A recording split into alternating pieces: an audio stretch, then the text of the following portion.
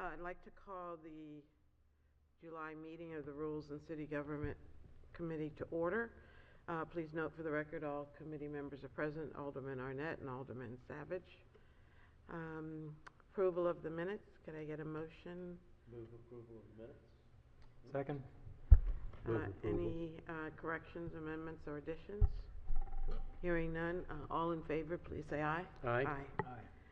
Okay, the next item is boards and commissions review. We're going to put that on hold, and we're going to move down to, is it 014? 01418. To 01418, development review process amendments. And we have joined with us Mr. Stephen. No, I'm trying to think of the last name. How can I forget? Hyatt. Hyatt. Right. I don't want to call you Stephen. I want to call you Mr. Hyatt. Yes. A couple Mr. Hyatts before me, before I earned that title. Thank you. Thanks for shifting the agenda around to discuss this. I know Pete mentioned that Alan and Pete and I believe City Attorney Melnick met and discuss the amendments that we proposed. They're in his memorandum. I have extra copies of those. Oh, that would be great, because that's what Pete... We don't have them, yeah. Pete just went to get it. Two-sided. Thank you. Just note that these are amendments to... We're on 01418.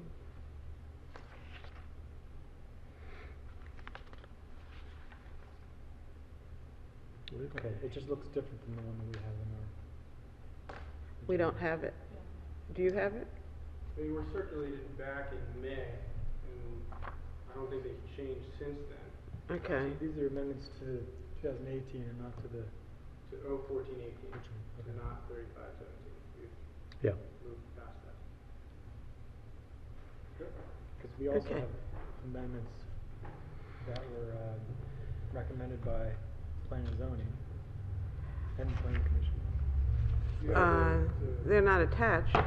We have a staff report. We have the Planning Commission findings and the fiscal report. Those are the only reports. In a committee meeting. Yeah, I said I'll call you Planning back. Commission's findings are Planning and there. Zoning about this memorandum? Okay. Yes. So this incorporates some of those changes that were discussed, but not all of them. That's everything that was discussed. This is what Pete recommends from that. Right. And the So, Planning Commission- actually, we ought to wait for Pete to get back. And the Planning Commission recommended adopting the Planning and Zoning amendments with, I think, a few tweaks. I'm just not clear on this exactly. Is that the Planning Commission's report? This is Pete's report. Okay. Report to the Where planning. did this come, does this come from the law office? Or- Yeah, he just told us, he and Pete, and Yeah. this is your legislation, so you Yeah. should be Yeah. helping us figure this out. This is the Planning Commission. Right, I have that one. Okay, and that's attached to our legislation. Right. Yep, that's that. Here we go. This is Pete's. I don't know if you explained it any differently, but Planning and Zoning. We're ready. Changes. Have a seat. So that's what these are, these reflect.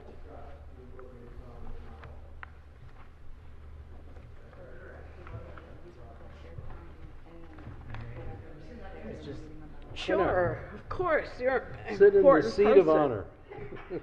honor. For the record, we've been joined by Mr. Gutwall, who's the Director of Planning and Zoning.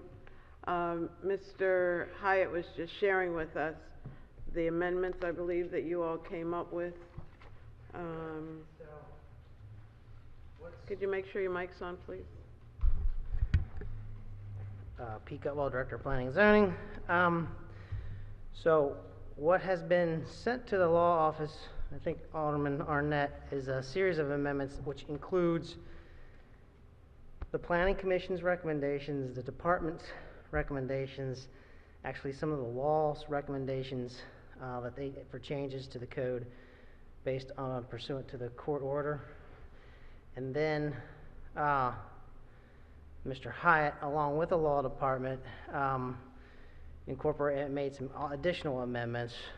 So it incorporates a number of different individuals. Since Mr. Height was part of that court order, he had additional changes and clarifications to the law that he also suggested and included in a package of amendments. Did you hand these which was handed out? So I can walk through them if you want me to. Most of the original bill itself was clarifying vague language based on the judge's orders, but it did change. Could you elaborate briefly about the judge's orders? Folks that are listening have no clue about the Mr. Arnett, case. would you Sure. like to do that? Because I wasn't really part of Yeah, that. as the maker. Well, I wasn't there either, but I think there was, the major issue was who was going to be the keeper of the list of people who should be invited to this hearing that the developer would be holding. And the general thrust of this whole legislation was to have, for any major site design project, to have the developer hold a community meeting prior to submitting their application, so that at the very beginning of the process, the community was aware that something was in the offing. There were questions. Initially, the legislation, as Joe and I wrote it way back when, had the developer come up with the list. We agreed that that was tough, and there were also some legal issues that could arise from that. So we changed the legislation to have actually the mayor's office, in the person of Mr. Rao or Janice Hayes Williams, keep a list of all of the community organizations. And this is organizations that are civic organizations, condominiums, business organizations. There's a whole list. Anybody, any group that might have an interest in attending. And so that would be the list that would be developed and maintained by the city, and would be the official list that the developer would send the notice out to. I think there were some other questions about, well, what is this developer supposed to do? We talked about having the developer go through the very checklist that they would be going through with planning and zoning. I don't know whether that's in the latest set of changes or not. But getting back to the judge's order, just a clarification, part of the court order, or one of the arguments was that some of the legislation was vague and wasn't specific or direct enough. So they went back to change that. So as part of the original bill, 01418, that Alderman Arnett and the law department and myself worked on, was looking at removing some of those the vagueness, like geographic proximity. What does that mean? Those kinds of things was where the judge kind of honed in and said, you need to clarify what does geographic proximity mean, and that was where the community areas and who you give notification to got vague, wasn't specific enough. So we cleared that up by putting in catchment area. yeah, right. Putting in what? Catchment area. So let me walk through the original bill and then the amendments that we're proposing. Right. Go ahead. Alderman? Sorry. Yeah, I just had a question too, if you could highlight any differences between what's in here and what's in your document that you have highlighted red, Sure. because that's what I kind of used to review the legislation. What did you use, Rob? The document from Planning and Zoning's recommendations To the Planning to the Commission. Planning Commission, which the Planning Commission adopted. Right. So I'm just trying to get a handle of. This So document? Is that Yeah. attached to our legislation? I don't think it is. Yes, it is. Is it? It's the Is it the PC staff report? findings. Well, it's the staff report and then the Planning Commission findings. Okay, we have the planning commission findings, but that's not what he's talking about. Well, Both of them. Yeah, Planning it's in it. Commission Yeah. Yeah, it's findings also adopted the Plan and Zoning's recommendations with a few changes. I think. Yeah, minor. Okay, so I just want us all on the same page. Right. You're in a different document. Can we, the staff report to the planning commission? Can we go through the original bill so you know what's going on Yeah, there? let's- And then I'll go to, I would Okay. prefer to jump right to, well, that's not From the gonna, original to, to what was handed out, because that Okay. incorporates Okay. Right. That's everything. inclusive of everything. Right. So we should be looking at the original legislation. Original legislation, the first, on page 2, it goes into defining the different community associations, as Alderman Arnett said, and that would be provided by the mayor, Office of the Mayors, to the applicants. There's a list of associations. Is this C1? This is C1, yes. Okay. You'll see all that underlined, that was added. Mm-hmm. There's some clarifications. It's what was stricken was who reside or own property in close proximity. Again, the vagueness to it, so we added, the community, the such persons and community associations to be defining what we mean by who reside. Then moving on, there's a lot of wills, everything, the law department wanted to change everything to shall, so I'm not gonna go through those minor amendments. But then the community meeting, again, defines the associations, the condominium associations, resident associations, and business Okay, associations. Mr. Gutwall, where are we? I'm sorry, What page 3. page? Page Page 3. three, lines Paragraph 31? B, 30 through 41. Again, modifying, and this is repetitive, so you'll see some changes when it comes to our recommended changes, but just again defining who has to be informed, and that we included what the department did after the original bill of 03516, I think it was, or 17. 3517. We included a checklist, so to define what had to be discussed at the meetings, we refer to that checklist that we developed for the community input meeting. So when they make an application for a community meeting, we hand them a checklist of everything that must be included on the plan, so there's not this vagueness of what's going to be there, or going to be discussed. And then the biggest substantive change that we made at the bottom of page 3 and really on the page 4, striking the major site design and plan developments and including proposed projects that meets the applicability requirements of Title 22. So we changed the threshold for major site design because that could be a 300 square foot addition to a 1,500 square foot building, to reduce, again, resource, the number of things that had to go to a planning commission to have a community meeting. We referenced projects that met the threshold of meeting the adequate public facilities requirements, which is 11 units or 10,000 square feet, if you go back to Title 22. And that's written on lines 44 and 45 On on page 3. Page 3. right, down at the bottom. That's not on this page. It's, Of the amendment. it's in the original It's in legislation. the original Okay, so it's in the- legislation, so. Okay, yeah. so some of the changes are already made in the legislation. Correct, Okay, and then we have additional, amendments. Yeah, okay. Which, okay. and Which what was I'll that talk standard, 10,000 square feet, or? 11 units, more than 10, so, yeah. Then a lot of the changes are repetitive. Under, on page 4, line 3, it talks about specifically, again, repeating the language about condominium associations, resident associations, and striking that who reside or own property in close proximity.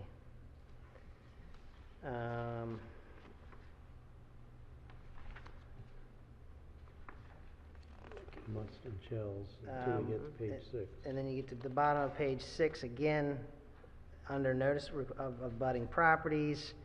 There was very specific, changes there to be specific to who is responsible for what in terms of who gets informed for community meetings. But I'll talk about this a little bit later, under the amendments, because that got changed, or is being proposed to be changed. Letter D on page 6? Correct. B subsection 1D. Yeah, Yeah. I'm sorry, yeah. So those were the major changes that we did under the original legislation. So staff started looking at this, and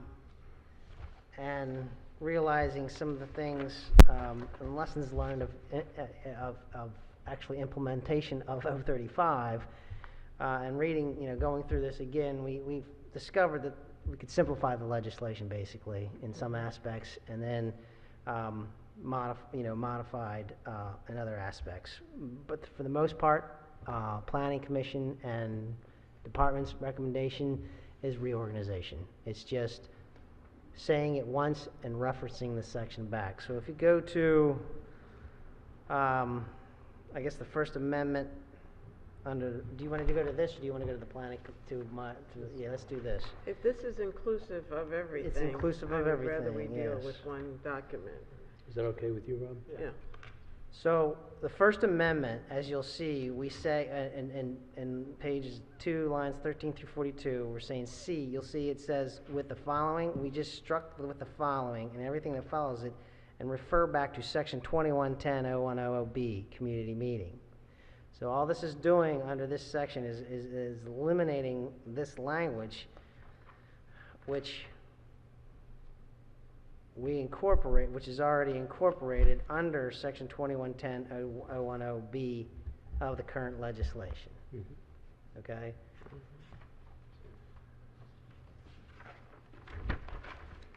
Steve, if you want to interject, please feel free, and if you want to sit up here, that's fine too. That's the invitation,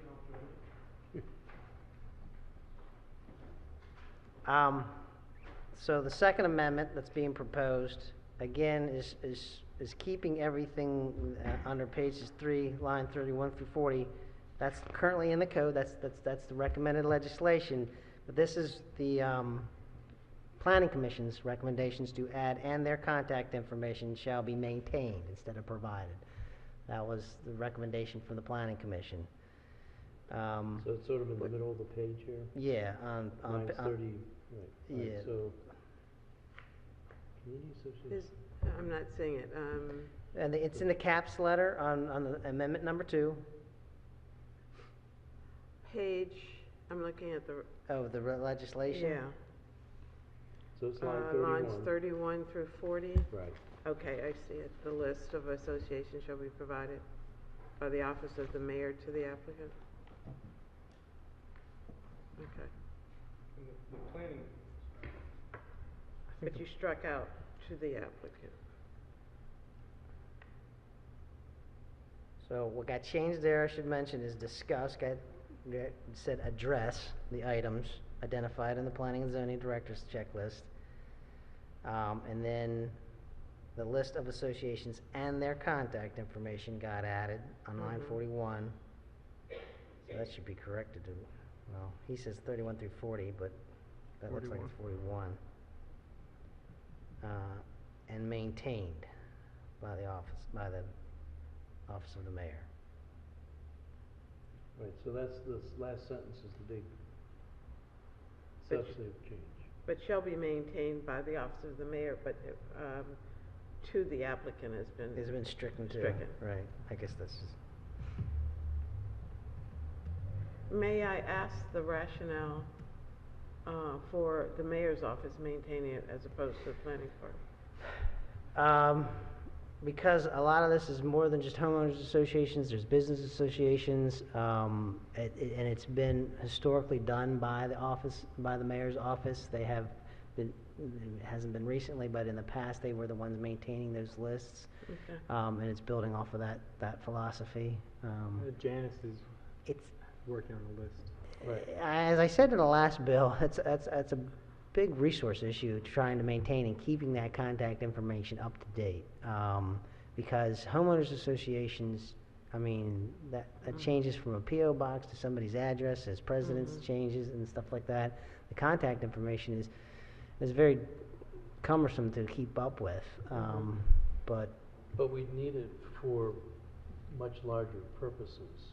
The office of the mayor needs it for other kinds of things, sending out Sure. notices to the community, or invitations, that sort of thing. So it sounds like that's where the list is maintained now. So it's just It was. convenient to have, Yeah. okay. Yeah. initially it sounds like it's being politicized if it's in the mayor's office. No, But it's just, I yeah. get it, okay. It Thank was you. Logistics and resources. Mhm. Well, you know, we tried. I tried, Pete, I'm sorry. It's, you know, in a past life, I could tell you, maintaining, just trying to keep up with the contact information in and of itself is Mhm. difficult, because a lot of them just kind of go defunct. They don't even really exist, even though Right. they're required to maintain a homeowners association. Mhm. So, okay, page 4, lines 7 through 19. What did we do here? We're just eliminating redundancy, right? Right. Yep. Because we kept saying this list of people over and over again. Mhm. I Right. agree, we only need to say it once. So it references back to 21.10.020 A and B. A and B. Yeah. Right, so yeah, you go to the next page, on page 4 of 8 of the proposed amendments, you'll see I added an item number 2. In the case of projects subject to 2110 community, meeting, the applicant must also send written notification to. So, Where's that? I'm sorry, I jumped, but this is page 6. You're right, we're eliminating redundancy. And then this is another big thing that staff caught on notice requirements. Notice requirements are 2110.020, that's page 5 of your, of the original bill. What we did here was separate, and this is P and Z's recommendation, was to separate in the case of projects subject to the community meeting requirements, they shall send written notification to the following. What this notification requirement, would it be every variance, every, you know, and we don't even have community meetings necessarily for those. So logistically, it was saying we had to provide notification to 200, feet surrounding every variance application, or not even variance application, site plan application. So we pulled that out to those that are required for a community meeting must do the following. So where you see, that's why we did a 1 and a 2. So we separated when the community meeting is set, that these are the people that would be contacted, and when they need to be contacted, and when the requests for such lists have to be made. Does that make sense? Where is that in this package? Page 4 of, which package? Page 4. Page Okay. 4, I'm sorry. Oh, okay, I got up to page 5. Oh, he's got them separated out for us. Page 4 or, Page 4 of 8 of the proposed amendments, that's what I'm referring to. Amber Alert, Yeah, we're my all phone's getting going it. off too. Everybody's phone's going off. At least everybody's goes at the same time, so, you know. So you'll notice that all we did, for posting the property, in the case of it, 2110, there's a 1, there's an A1, is that right? Page 6, I'm sorry, it's page 6. B, I'm sorry, Which yeah. amendment are you on? Notice to abutting properties. I'm sorry? Which amendment are you on? I am on, he has it under amendment number 2. It's at the bottom of page 3 of 8, you'll see it says page 6, lines 27 Yeah. through 46. Okay. And then the amendment. This includes both the department's recommendations and the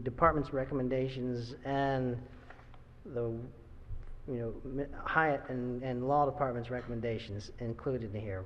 The first one was the department recommended item number 2. Subject to 21 community meeting, the applicant must also send written notification to. We separated these out so we didn't get so we were defining the differences between those little projects and what was responsible with the notification requirements were for a community meeting. Because there's notification requirements for everything, and then there's different notification requirements for just the community meetings. So are we eliminating on page 6B1? We have A and B, but are we eliminating? We went 1A and B, and then we went 2 A, B, C, D. So under, like a special exception, this would apply, all of this would apply to them. But for community meetings, only item 2 would apply to them. So over on page 7, there's another 2. Does that change that to 3, or are we putting everything under 2 on page 7? Wait a minute, page 7, where are you? No, that's right. If you look down past the 2, it changes 2 to 3, 3 to 4 Right. on our amendments on page 4. Say that again? If you go to page 4, Page 4 of the Hyatt amendments, they're renumbered. When we added the 2, that was from the planning department. Okay, I'm sorry, we've been distracted. That That's okay. alert came in again, another Amber Alert. The previous number 2 has been renumbered to number 3 and Okay, that's- 3 and 4. okay. But how does the new 2 read? Does it start off 2, the alderman representing the ward, or? It starts off 2, in the case of projects subject to section 2110-010B. I'm trying to find that in this package, In, in your package. that's on page 4, underline in caps. Okay, then I'm definitely in the wrong place, because I was on page 6. And Could you approach the bench? Yes, please. So we're on page, that'd be page 6. okay, so I was on page 6. Right, And So so, where this is A and B, right, and what about, we've interjected 2, and then C is now 2A, and D is 2B. but okay, what does 2 say? That's what I'm having, so this is what it 2 says now here? you're on, page 6. this is the, here, so 2 now says this. So Oh, in the case of project, And that is Subject Page to- 4 of our amendment. page 4. Yep, right there. Right, okay. Got it? Got it, thanks. You okay, good, Rob? You good? Yeah, I'm just trying to figure out the implications of this. Okay. Because it kind of, Case of Okay. project it kind of subject to- separates, it creates different standards. Whereas previously, all applications, I guess, had to. Right, So this is the standard notification, notice requirements. And so previously, all applications have to have, who require notification, had So to if you do had a A spec- through F. So if you had a special exception for a change of use, for a restaurant, you would have to notify all the community meetings and all that kind of stuff through the way it was structured before. You only have to notify the people within 200 feet for a special exception. What we're saying is, if it doesn't meet the threshold for a community meeting, we shouldn't have to notify right. all those community associations, resident associations for a variance to a side yard setback. But I thought this notice requirement for section 211020, that applies to more than just notification. It's not just notification requirements for public meetings, right? It's general notice requirements for Everything. everything. right? Yeah, that's why we're separating out the ones that are now required to go to have a community meeting, because now they're a threshold of APF, not just a side yard setback. So we're saying that if you're just asking for a variance, you're not subject to the notification requirements for a community meeting, meaning all the associations and all that kind of stuff. You're still subject to the 200 feet. Right, but it just seems like it reduces the standard for all the applications for applications that don't require a community meeting, what will be the public notification requirement? Whatever it is currently. What it currently is, yeah. But currently it's 211020, and you're proposing to make a different section. It says, one says the applicant must send written notification to A and B. And then you're proposing to insert number 2, which is in the case of projects subject to section, community meeting section, applicant must also send written notification to the following. Whereas previously, it was just 1 and then A through F. Right, so- all applications used to have to submit to the alderman, they used to have to, what else is in here? So so none of that changes for all of that, except we don't have to send all that stuff.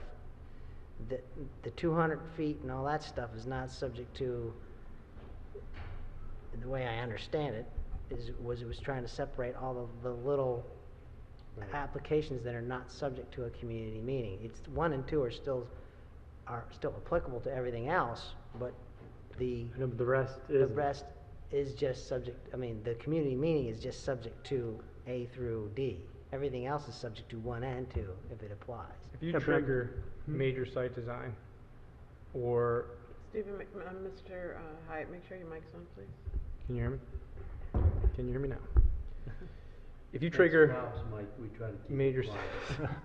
I understand, major site design, then in addition to the notice requirements you would have to comply with for a variance, you also have to have a community meeting. And that's when it triggers to A through D, and you have to provide notice to the community associations, business associations, everybody else. If you're just doing something that requires a variance or a special exception, and it's not a major site design, then currently by law, you have to notify those people under 1A and B. Right. And that's just separating it, because if you're going to group it all together, now if you just need a variance to a 5-yard or 5-foot setback, you potentially would have to have a community meeting for. Well, I mean, but I don't think that's correct, because currently, under the current law, it says all applicants have to comply with A through F, right? And that includes notifying the alder people. Right, It right, includes, right. So that's still, it's still. But the way you have it set up is that essentially says all applications only have to comply with A and B. Well, But if they have to do a community meeting, then they have to do all the rest. But this kind of reduces the standard for all the other projects, given how it's No, worded. I Are think you- the way we're trying to say this is that all of that is still applicable, but for to have the for community meetings, it's not subject to everything else, I think, is the way we. That's not how it's worded here, because this says, number 2 says, in the case of projects subject to section blah, blah, the applicant Let's must see what I also send written notification to, and then it lists the others. So unless they're subject to the community meeting section, they don't have to Right. do all the rest. Do you have And I think that's 2110? a bit of a weaker standard than our current code. Code 20. Well, I'm just reading what we originally did, so. 010. The issue is that you know, you can't send written notification for projects that don't have a community meeting, and you can't meet, you can't, all persons who have spoken or provided written comments at the community meeting, public meeting, and all that stuff, it hasn't occurred because the community meeting wasn't required. So the issue is trying to clarify that if it didn't have a community meeting, you're only subject to A through D under item 2 if you did have a community meeting. If you didn't have a community meeting, I think you're subject to all of those. I mean, you could be subject to all of those, but if applicable, I guess, is the way to explain it. Because you see what I'm saying, where it says all persons who have spoken or provided written comments at a community meeting, public meeting, we wouldn't know that for any application. There would not have been a community meeting up front. So the idea was to clean that up, to separate when community meetings are held, these are the requirements versus all other applications. Right. So if, we ran this by law department, I didn't seem to understand where I was coming from. Yeah, right. So, I get it. So does that make sense? So the number 1 is the general statement about everything. right, And then 2 is narrowing it down to only those projects that require a community meeting. correct, that was the intent, so. Okay. So nothing is being changed. Reduced, I'm not trying to reduce what the notifications requirements were, what we're trying to do is distinguish when Yeah. when the community meeting, what notification requirements were, Which is the whole intent of this legislation. Right. yeah. Is it So Yes. if it's not, Rob, we're missing something, we need to check with law, so. But, Yeah, it would probably help if I saw it all in context. Well, I was going to say that, unfortunately, there's some urgency to comply with the judge's order, but it would have been nice to have a version of this that included all of the yeah. all of these changes, which I pretty much subscribe to. I think it does clean it up quite a bit. Yeah, I mean, the planning commission endorsed it, actually, and then they added a couple, like, the end of contact information, which is good, you know, it's, Mhm. And even the grandfathering clause that is the last amendment is fine by me. Because that was the agreement that we had. Well, can we let him go through, finish going Yep. through? Any more questions about this part? No, Rob? no, I'm okay. So we renumber 3, 4 correct. Yep. on page 7. Right? 2 to 3, 3 to 4. Okay. And then, is that the last one? There's an amendment Amendment 3, 3.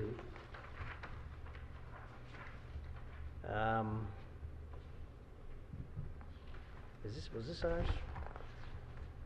Which one is this? A community meeting shall be held before submission, that requires a certificate of adequate public facilities under Title Right. 22, and for a proposed subdivision that will contain a new street. So this is, Yeah, that's on the bottom of page 3. Yes, that was yours. Yeah. You addressed it before, we just Yeah. did it out of order. okay, sorry, took it out of, that's under I believe that's under subdivision, that's under Correct. Title 20, so, Right. I'm sorry. It's where under Title 20 it requires a community meeting as well. Yeah, one of the So we clarified that. complications is this bans actually 20, 21, and 22. Because now it's incorporating 22 for that Right. definition. So on the bottom of page 3, we struck the So we're language. changing that, we're, Yeah. under subdivision regulations, under Title 20, we're including Title 22, the threshold, and a new street Okay. that's being proposed, which was under the original bill, so. And so we're eliminating site design, plan applications, and plan development applications, and including certificate of adequate facilities. Yep. The definition from Title 22. Yeah. Correct. Is that good? Okay, the next two are new ones that I don't know if Alderman Ross had seen. So, I've looked at them. You Okay. talking about Amendment 4? Amendment 4, I liked because this, again, eliminates the double process of the planning commission if you have a special exception and the Board of Appeals. So what it does is say, if you have a special exception, then you don't have to go back to the planning commission for site design, if it required a community meeting. So you have a community meeting for a special exception, then it goes straight to the Board of Appeals for special exception, and they are the ones reviewing it for site design, meeting the site design criteria. It doesn't have to go back to the planning commission, and that's the footnote. That's what that does. I'm a big fan of that, because I don't need any more night meetings than I already have. I would just also recommend that if you're gonna include special exceptions, which I think you should, that variances be in there as well, because there are instances where major site design is triggered. You don't need a special exception, but you need a variance, so you'll go before the Board of Appeals, have your community meeting, and then you'll still have to go to the planning commission, for your site design plan approval. Yeah. Because it's the same intent. If the intent is to eliminate the redundancy of having Board of Appeals and then Planning Commission. Yeah, the problem, I mean, I regret that we made all those changes Yeah. years ago, because the Board of Appeals is very strictly, is it in the code, yes or no? If it's not in the code. And if it's in the code, was it followed, yes or no? The Planning Commission is much more subjective, takes in community mood and so forth, and variances oftentimes, I think, really do need that kind of a hearing before the public and before that body, but But once the variance is granted by the Board of Appeals, what bearing does the Planning Commission's subjectivity have on that variance? I mean, I'd have to think of an example.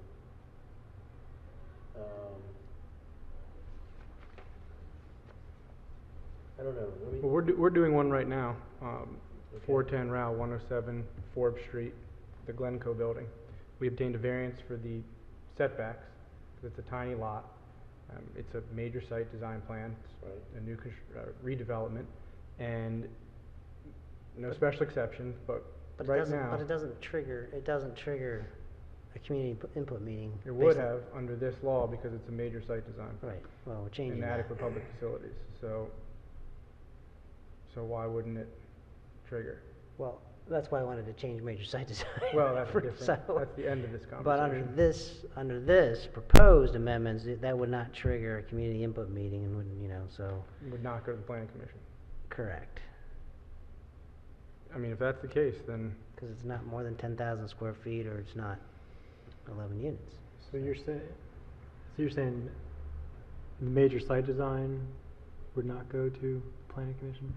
Correct, if it wasn't a major it subdivision. doesn't trigger. Yeah. It would just go right to the, Well, the variance would go right to the Board of Appeals, and then, site design would be administratively done.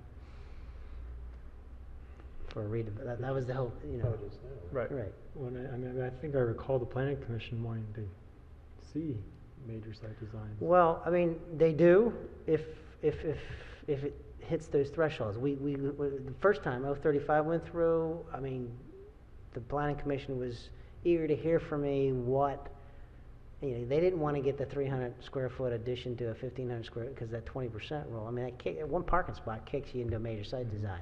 And I didn't want to change the definition of major site design, just because that opens up a whole nother can of worms. So after, again, lessons learned and going through it, going through a practical implementation of 035, Title 22 kind of rang a bell with me and saying, okay, that's a pretty significant project, and that's what I think the Planning Commission said. That's what we're talking about. We don't want to see every little building permit. We want to, of things that will have an impact to the community, which that's the intent of, and that's what made me hit with Title 22. Those are the projects that are, they're going to require traffic studies, and I didn't want to say just 10,000 square feet, because that's another criteria. That's why I say Title 22. Because if it generates more than 250 trips, it's got to go through this whole process. Because we originally wanted to use just that criteria, the definition under a section, and I told Gary, I said, no, because traffic impact studies have a different threshold than just 10 units. Because you could have a convenience store of 2,000 square feet will generate more than 250 trips, and that should go through community input, should go through the process.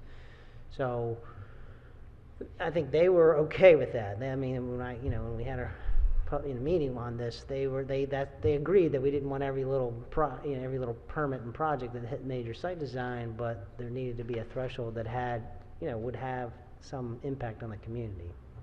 That's tough to define, but they seemed okay with the changes here. I know they wanted to bring back the site design stuff to them, and I think this will give them the meaty projects. So I don't recall this, so you're saying this was in your recommendations? That went What? before the planning commission? It is, and the It was in the planning proposed commission's- legislation that got introduced, that the changing of the thresholds from major site design to Title 22 And the planning commission endorses it in their in their findings. Yeah. memorandum to the city council, under their background and analysis.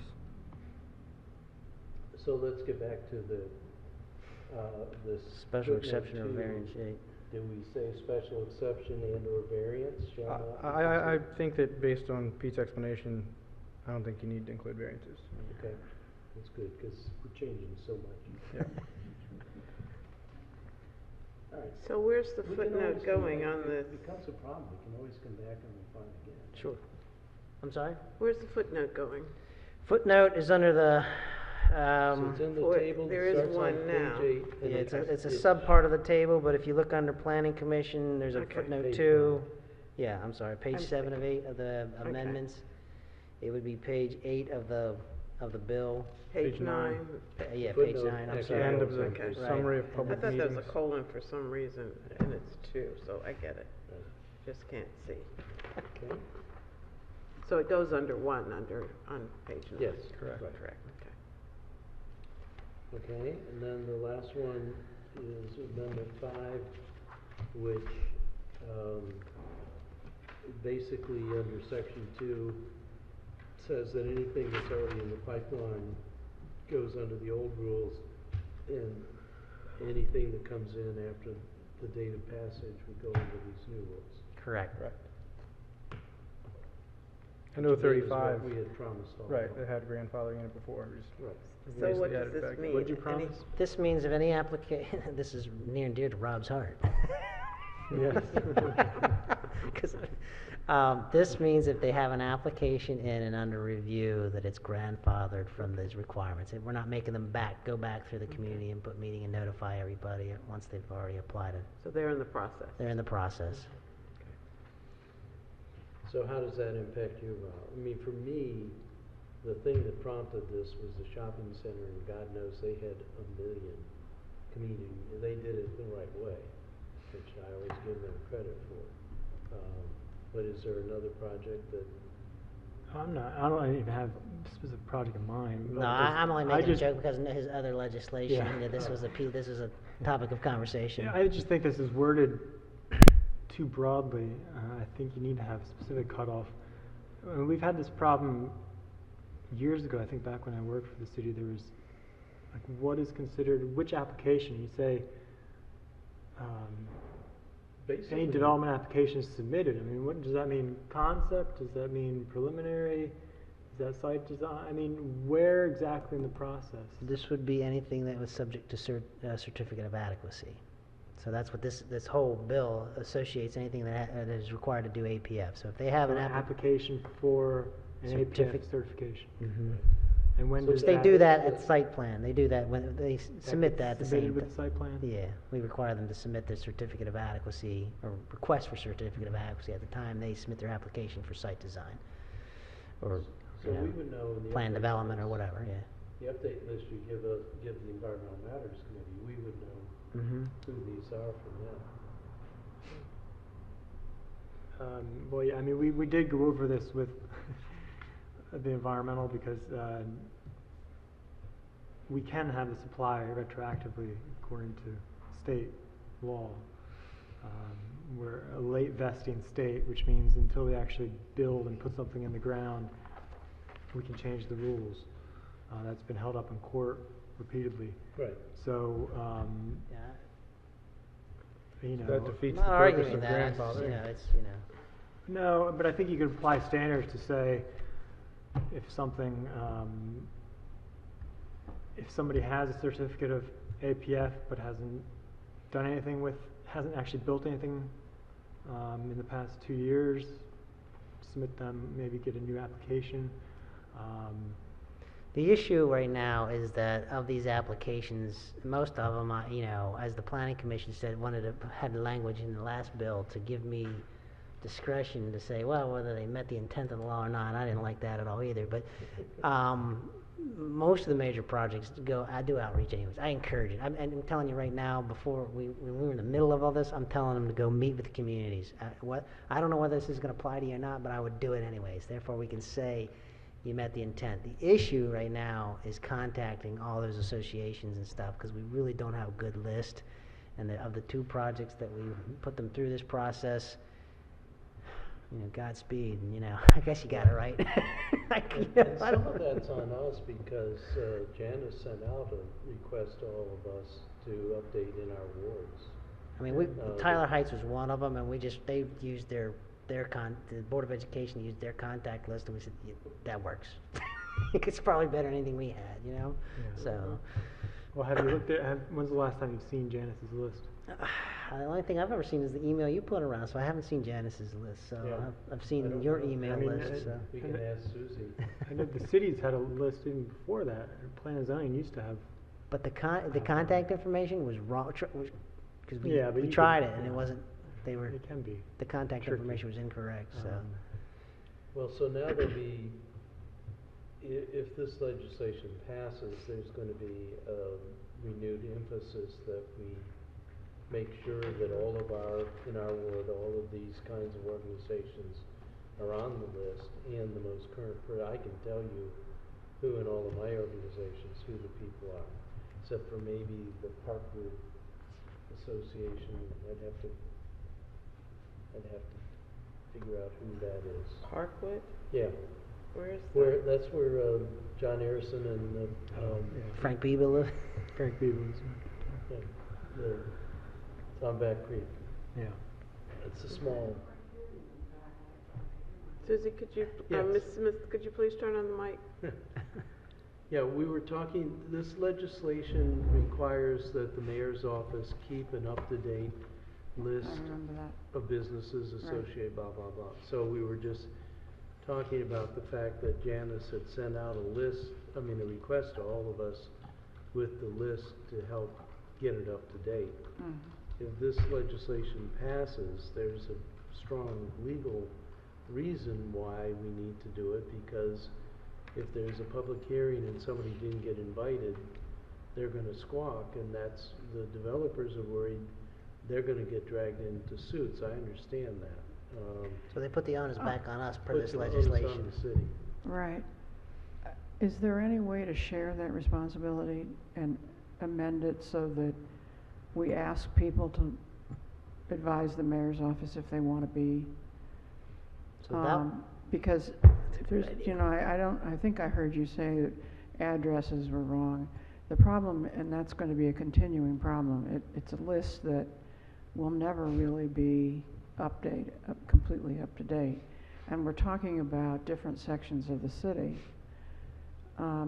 It would be ideal from the mayor's office standpoint if we could share the responsibility. We certainly can collect it, we can add our contacts, we can ask you to all add your contacts, but if we can also have some provision where there's some responsibility on those who want to be notified, as well as on the office of the mayor.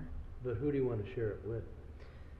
no, I think what she's getting at is that, one of my suggestions was that if you want to be on this list, you have to register with us. You just have to tell us you want to be on the Well, list. how are you gonna send out the notice that they have to register? You have to have that list.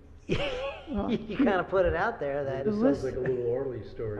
Right. The But list, if they're on the list and that they want to be contacted, it's like when we do our planning and zoning news flashes. You have to request to be on the list, we put you on our list, and then you get the news flash every time we have a piece of news.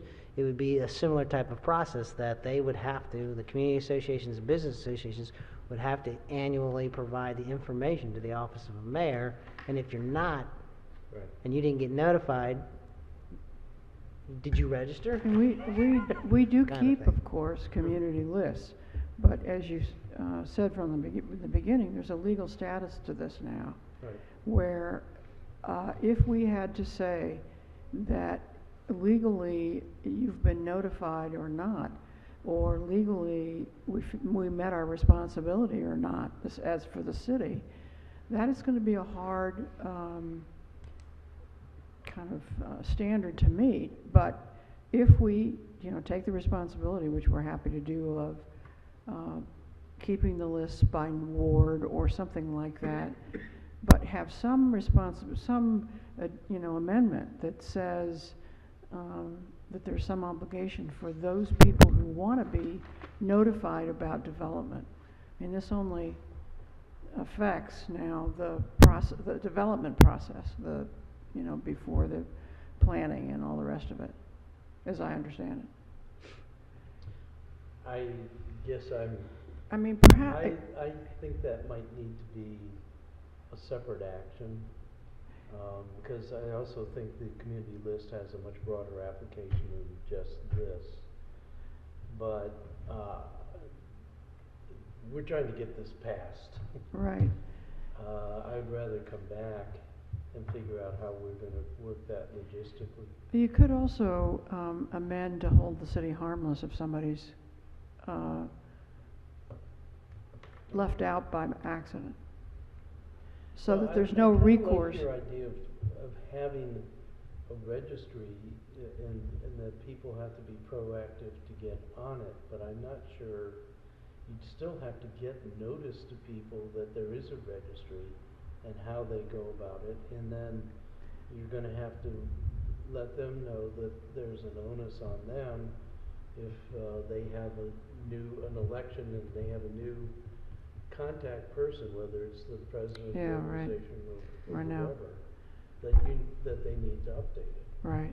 But I have a feeling that that's gonna work itself out. When you send it to Frank Viva and he says, I'm no longer the president of Parkwood, you need to send this to so-and-so, then, Well, I mean, The that- opposite will happen is that as soon as somebody doesn't get notified, they're gonna let you know. So if Right. we can, as a safeguard to the city, say, did you register? That's one thing, but if we say, we just missed you, that's a whole nother set of Right. right. issues. I think of There's this, also gonna be postings on the property, there's going to be things going out in newsletters, those but sorts you of wouldn't, things. you wouldn't And- have postings, and this kicks in before you have postings. Right, well, I mean, No, it- the Well, community that's true. meeting requires posting. postings. Yeah, for the community meeting, Yeah. Yeah. not for the property itself, right? right. Mhm. Okay.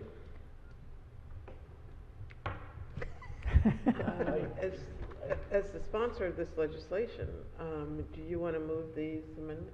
I do. Well, I do want to make a comment about this last Amendment 5 again. I mean, Okay. I do feel like there's value in having this apply to recent projects that have gained approval. I think there's a benefit to having those projects go through a process with the public at a community Well, meeting. how do you draw that line? First of all, when Joe and I wrote the original legislation, we made a commitment that nobody who is in the pipeline now would get caught up in this, and I feel honor bound to live up to that commitment. The ones that are important to my community have really de facto complied with this by having the public hearings. Brent Anderson has certainly done it with South Annapolis Yachting Center. The Yacht Club did it with the annexes. Leo did it with the sail loft, and the shopping center has done it in spades in terms of having, and meetings that I've hosted, and the Civic Association has had meetings. They've had their own meetings. So I don't know how you would find that. I've had at least one, I guess, off the top of my head, the Bender Beach, Chesapeake Beach. Chesapeake Road. I think Bendy they Beach. recently got their, well, past few months, I think, got their certificate, right? I don't think so. They haven't gone to planning commission. We don't Right, really, yeah, I'm we don't thinking issue of- that certificate until we go in front of the planning commission. That's when it's issued. Okay, I mean, I must be thinking of the comprehensive plan compliance assessment. Oh. Okay. Oh, it got that? Maybe. I think so. All that's sort of done at site design approval, and we don't do that until, when we submit our staff report to the planning commission. Okay. And actually, it's just a recommendation from us to the planning commission, so. Think of the other, Village of Providence Point, I'm telling them to go do it, and they're gonna have a work session with the planning commission, trying to get Chesapeake Road to do a work session, but they're balking at that, so. Right? Yep. At this point. I'm open to a suggestion. But, most of them have, and I can tell you right now, for the issue would be the contacting of all the associations, because I have told everybody, including who's doing Newtown 20? Drawing a blank, the lady's name. Penrose is doing, Oh, I've encouraged them to do a community meeting, because they've come in for a pre-app to discuss the redevelopment of Newtown 20. I said, go out and do your community meeting. I know it's not a requirement right now, but go ahead and do it anyways. And they're, okay, sure. Everybody's they've been had- amenable. They've had meetings, but they haven't broadened their, Yeah, but I do it in accordance with this, Yes. my checklist, is what I Yeah. said. So I can say, you complied. The only issue would be the contact information of the business associations and things like that we're kind of missing right now, because we don't really have that in place. I do, like, the one in my ward, it wasn't required, but Bay Village, Uh-huh. but they essentially Oh, yeah, they did did it a anyway. lot of They met outreach, with yeah. AMPF, and it paid off. They got a lot of community support. there was virtually zero opposition to that.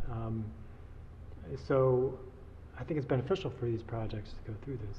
And to that point, I mean, our qualified, experienced developers want to have community meetings anyways. We fully support the idea of codifying it, but most of the time, we do it anyways. As Alderman Arnett said, the Solstice folks, I mean, they had community meetings, they sent out surveys, they, reached out to the community. Radio ads? I mean, for weeks, it was unprecedented, and it's because they're very good at what they do, and they wanted community input, and they wanted them to know what was going on. Mm-hmm. So, we endorse the idea. I think going back, applying this retroactively to those people that, or specific projects that are in the pipeline now, that would be tough, especially not having a solid list of business associations, community associations, who their contacts are, which kind of brings me to one other point in the overall ordinance, the notice to tenants. I know we had struck that in our amendments. I think that would be impossible to comply with. Which? Notifying tenants. Oh, You'll get rid of that. I would presume that that would be the responsibility of the landlord. Association. It is. Well, I yeah. mean, that's where we. that's But where that, you but and I you're are. talking about any property, so a single-family home, they rent Oh. out a room or two that's within a Well, but couple hundred feet. It's the same problem with if they're within 200 feet. But the property owner should get the notice.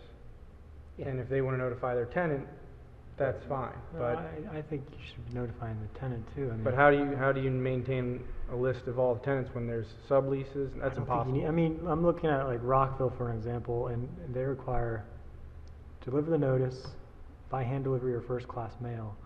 So I mean, why can't you just do a drop at the houses, drop off the information? Well, I that mean, would be the simplest way to do that is SDAT has a mailing address and a premise address. You send it to the premise address and the mailing address, Right. therefore you've got both. Which we have all. Yeah. Yeah. And I mean, in terms of the community associations, I mean, that's, when I did running for office, you just look at the community names that are on there, you Google them and see if you can find a contact. I mean, it's not rocket science. I think No, a lot of I'm- the developers could do that. I'm not disagreeing with you. I'm saying you miss one and now you've got a problem. We could be at the finish line and someone says, I never got notice of this, I'm a tenant, and they can show that they never received notice, you have a big problem. But if you just flyer everybody within that radius, Well, what's the you're radius? gonna be hitting all the associations and the people. As defined. Currently, the radius is 200. I have an amendment I'd like to make This after this, leaves but, it at 200. it's only 200. I mean, Or the honestly, encatchment area. You were Right. talking about but that was- associations. That language was removed, right? Catchment area. That language was removed, catchment area. I No, thought, it's no, not. no, It's still in I there. thought it was in there. No, that was removed. Yeah. You took it out. Yeah. Yeah. What do we say now? That was one You of the said early catchment ones. area. That was like the first, No, on when I asked the question. what was page it? 3, that's in one of our amendments. Nothing Amendments. substituted, just. Amendment 2, page 3, lines 31 through 41, we Oh, strike okay, right. catchment area. Alan never liked catchment. Could you define that for the record, please? Yes, it's actually is a term. It's actually a term used more in the environmental context of catchment of water, that sort of thing, but it's definitely and it means that it's in the areas. So it's within 200 feet, right? Like the Civic Association, ECA has actual boundaries in their bylaws. And so if the project was going on within those boundaries, it would be in that ECA catchment area. Right. I'm not seeing the term used here, though. Well, it was in there, I didn't. It was in there, It's the on third page line, if you look at 3. the amendment, yeah, page 3, lines 31, this is page 3 of 8, the, the, Okay, I got it. Thank you. yeah. But that's still I think, almost the same as saying in close proximity. And I think a court would say that that's a little too vague. To be, just FYI, I mean, I kind of find it amusing because I'm looking at the Rockville Code again, and they say they don't even specify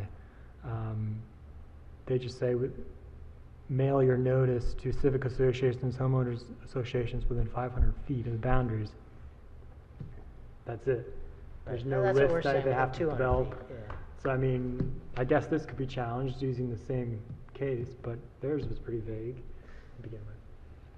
I think that's Well, the 500 feet pretty specific. is specific, that's why we're saying this is 200 feet. So if it's a business association within that 200 feet, they're gonna get notified. Well, this Or a leaves community it association. undefined at all. So we would, no, it's still the 200 feet, you're just seeing the amendment.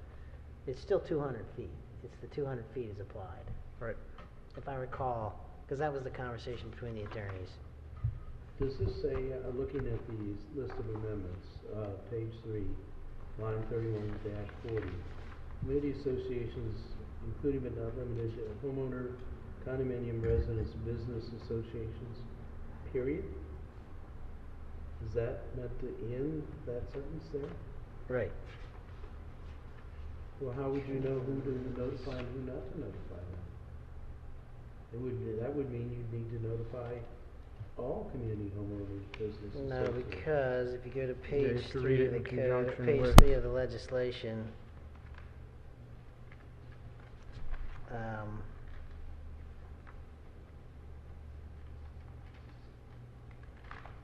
it's in accordance with the notification requirements, which is the 200 feet requirement. I believe. Now I am, It's 31 for 40, right, that does that. This is just I identifying think that. who has to now be I think you have notified. to notify everybody in the city, the way it reads now.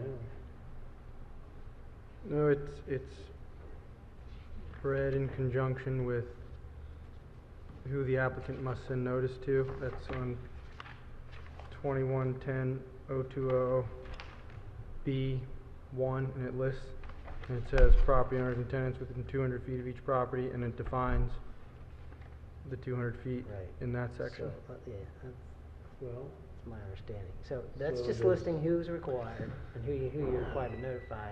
Then Actually, we the- left the, oh no, So- that was revised, never mind. how would you know where to limit things for the Eastport Shopping Center if we were doing that in Norway? So what I've said is that if you go 200 feet circumference from that property site, Right? any business association that is, their area that they are associated with, if it touches it, they're getting notified. Just like if one lot in a homeowners association touches that 200-foot radius, then that homeowners association is gonna get notified, or should be notified. And, the condominium, like, Mhm. Conti Gardens would, because that touches it? If it touches it, Do yeah. you think it's, in your mind, That, it's definitive to the 200-foot, and if, this say like, because we know, Eastport, Business Association is that, and so they would get notified, because that's their area that they are associated with, their memberships. So, but, I think there's a different way to do it. I mean, so one of the weaknesses is we don't really specify what the written notification looks like, or how it's We have really a- supposed to be there's a done. form. Right? we have a form. If we actually specify, and again, they do this in Rockville, in order to accomplish the required written notification, the following must be done. Then they list how it should be done. Mailing or delivery list for such notice must be compiled from the current tax assessment, listing all properties located within the boundary. In this case, it's 500, or in their case, it's 500 feet. And B is deliver the notice by hand delivery or first class mail to each owner at the mailing address on the current tax assessment list. And then mail notice by first class mail to civic associations. I mean, it's kind of, again, the benefit, instead of having to go through all these details, why don't we just say you have to notify everybody within this limit, well, that's. written notice by hand or via mail, because then you're going to hit all the community associations anyway. So it says prescribed by the planning and zoning director, which I require, they have to do a certified mail. They have to send everything certified mail, I believe, Yes. so. So that is stricter That than what's Yeah. That means they have to go to the post office to actually get it, to pick it up. Or we get it back if it's undeliverable, so we know who did not get the notification. Okay. Oh, well. There goes Catchment. Oh, well. It kinda does, you if convinced it me it's a falls real in that word. area, then it's gonna be included. Catchment area. It's fine. So I would offer the motion that we accept this set of 5 amendments to the legislation as it is, So these will become the Rules Committee's amendments. assuming that it gets a No, second I and have, support. I have additional amendments. Okay. All right. Mm. Okay. Well, okay.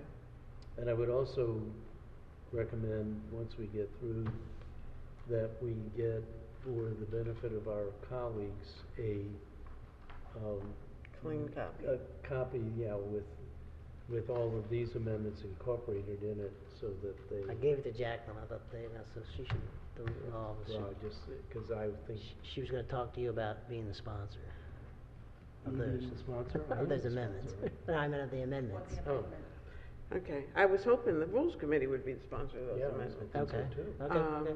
But, I'm not comfortable Okay. with them yet. I want to see them in context. And I mean, I'm not comfortable with, one, the grandfathering, two, the removing the bifurcated process, The what?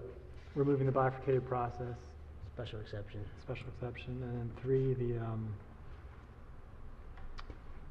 the adjustments to the public notification. well, I'm ready to second your Okay. motion to accept these amendments.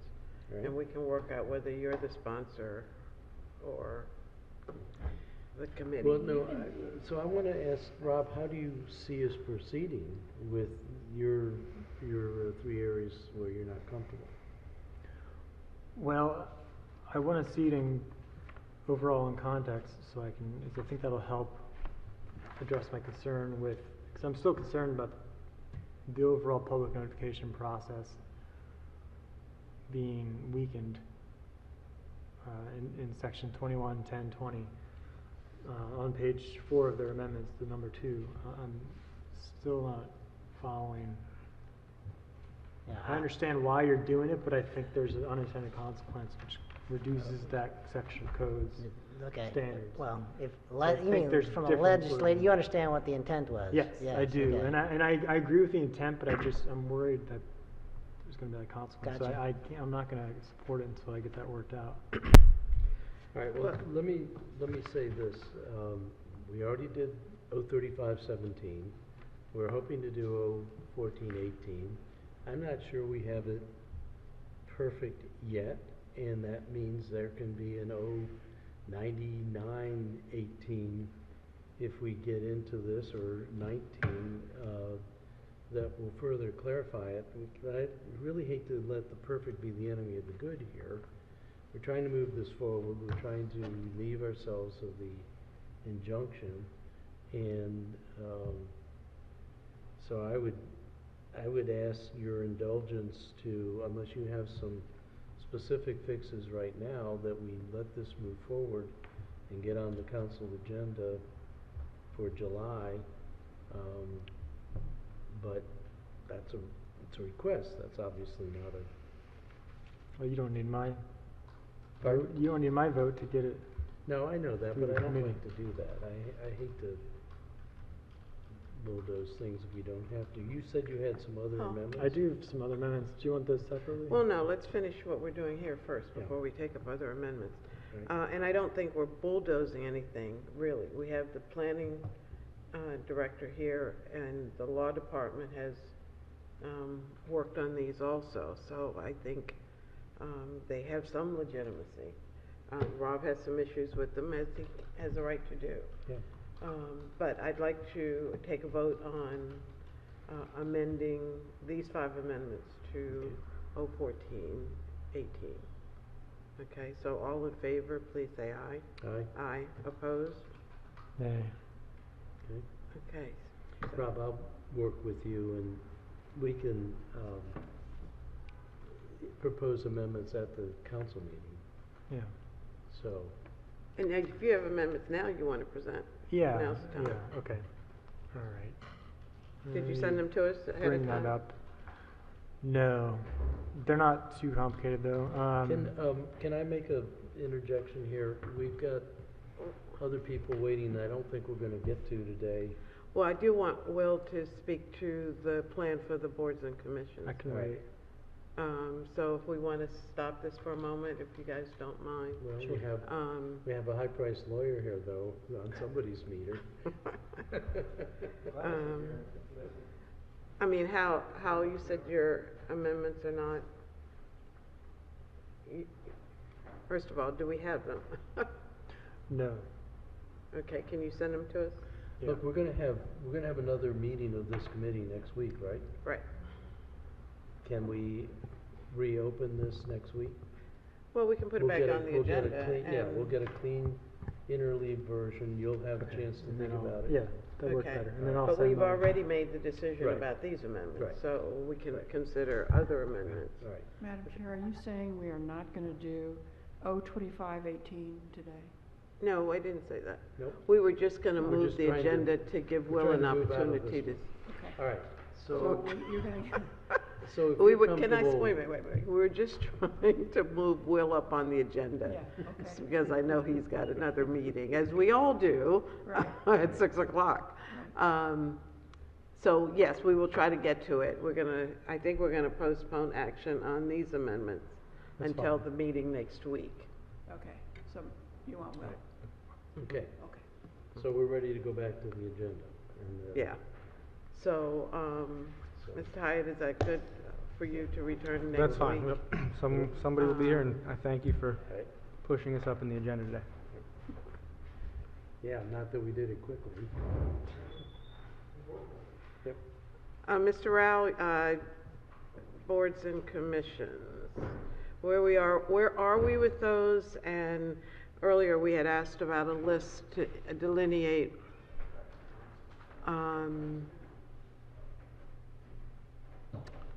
what committees each board and commission goes to. Is there other? I think we're gonna we're Yeah, postponing we're postponing. 0818, sign regulations, temporary signs, is that? Yeah. Okay, so, thank you, Pete. Yep, thanks. Okay. Mr. Rao, back to you again. Thank you for your time, and I'll start off with giving you an update on what has been submitted and where we are. So we did submit for HPC Port Wardens, or rather HPC Alcoholic Beverage Control Board, and Maritime Advisory Board. And what will be coming before you all per our early discussion. We didn't have an earlier discussion. Sorry. Oh, okay. What will be coming to you next week are, for rules in city government, are human relations, art in public places, Board of Appeals, Board of Supervisors of Elections, Civil Service Board, and the Planning Commission. What about Ethics Commission? Are they short? Well, Ethics Commission, on my list, doesn't land on here under a, On our list from the Office of Law, it does. okay. We will have to look at that. Okay. I don't yeah, know, I don't know whether they're short people or not. Yeah, on my list, it doesn't fall under the mayor's purview. Ethics Commission? Yeah, it No, doesn't. no, Yeah. no. I believe he. That yeah. would never do. This is a memorandum from the city clerk dated February 20th, 2018. Right. And it very clearly, now you would never have the mayor alone doing it, particularly not the Ethics Commission. Right.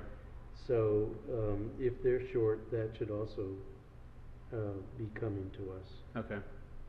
And that is within, rules in city government? Yes. Okay. Yep.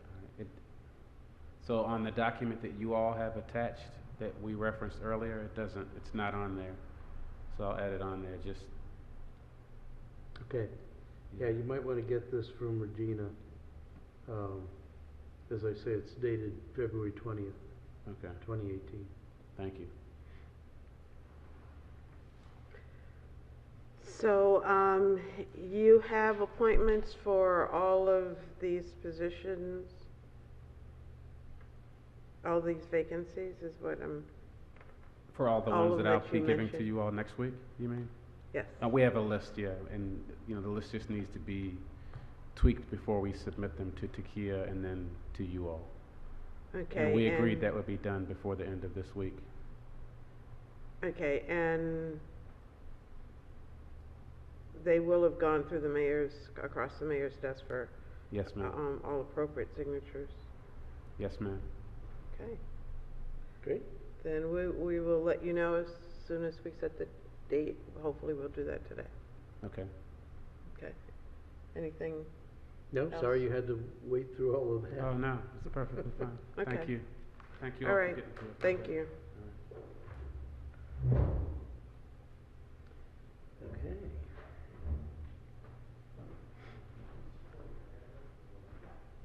I cannot see the Ethics Commission on mine. You Oh, have there it to- is now. Yeah, Yeah. you have to poke it Okay. and get all that Touch stuff it. across the bottom of it. Out of the Yeah, I way. couldn't, there it goes. Okay. So, Takia, please make sure we set a date before we leave today, while we have everybody here. Okay, the next item on the agenda is 0918 sign regulations, temporary What sign. happened to 18? Oh, I'm sorry, I did skip. 018, adequate public facilities. So, we have now the newest set of information, but I was looking at the last one, and I was looking at this report from the feeder system, and What's the date on that report? that's a good question. Doesn't seem to have one. It's usually done in the spring, Yeah. as they're doing their master schedules. I don't see a date. But I was looking at who is oversubscribed, and the high school isn't, but will be soon. Well, I guess it is now. It's at 102 and 19, they say. Bates Middle School will become oversubscribed in 2020. Hillsmere is oversubscribed now. Tyler Heights is way oversubscribed, and Parole Elementary. So what I asked the planning director is if he could give us something with the most current, Rich is slop, current things, which are different than what are showing here. And I think Pete said that everybody is pretty much now undersubscribed. The high school's at 101. Under capacity, you mean? Right. It's over, it has more students than it has capacity. Everything else, So which one is that that's over capacity? Annapolis High, it's at 101. Yeah, thank you. Look at this And mess. that list doesn't extrapolate out. This one does. This one, yeah, this one goes out to 2020. Well, no, that's not what I'm saying. I'm talking about the students from from the high school. Annapolis High School has at least 3 different programs that pull from other areas in the county. They have the PVA program, Right. they have the IB program, they have the, So aren't they counted in this? they're all counted in. Right. So that was, I was talking with Mark Rodriguez earlier, who's the other sponsor besides Rob and I, and we were talking about, because we heard testimony that, because Annapolis High has the IB program and some other programs. PBA and the ESOL program. Right, so should they be counted in this number or not? Or are there other things that we can do to make allowances for the high school? And I don't think we have any, Mark and I didn't have any particular recommendation, but what Mark and I agreed with, and I talked with Rob about this briefly, is we kind of like to see some more information from the planning department about how what's in the pipeline for the areas, like I think Hillsmere is still oversubscribed. Can't believe that went down. Now they're showing that Hillsmere's only at 67%. How could that be? Because they lost 119 kids last year to the Monarch School. Oh, okay, well that's right. So all of this is post-Monarch School. So the only one that the legislation would even come close to touching is the high school. So I think what we need to do is figure out where's the comfort level on how to deal with the high school, at least for the foreseeable future. Now this older data does forecast other pinch points. Well, regarding the high school though, I would like to try to get somebody from the school district, because I was told that, you know, they do have the IB program, magnet programs, but we also have people who leave that area and go to other high schools for various, so I was told it kind of balances itself out in terms of people were attracted. Well, if that's the case, then that means that it's But that's why I'd like to get some more information Yeah. to find out what's Right. going on, maybe from the Education Commission chair, and, because I think they've looked at this before, right? I'm not sure what other programs that students would be going elsewhere, other than the PVA program.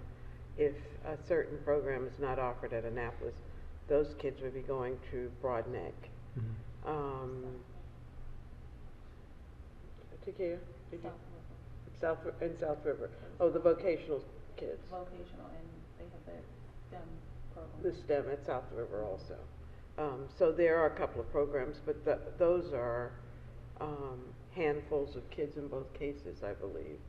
And then also the vocational kids, they actually come back. So it's not- Right, so they're still part of Annapolis, even if they go to Cat South for half a day, they're at Annapolis for half a day, so they're Annapolis students.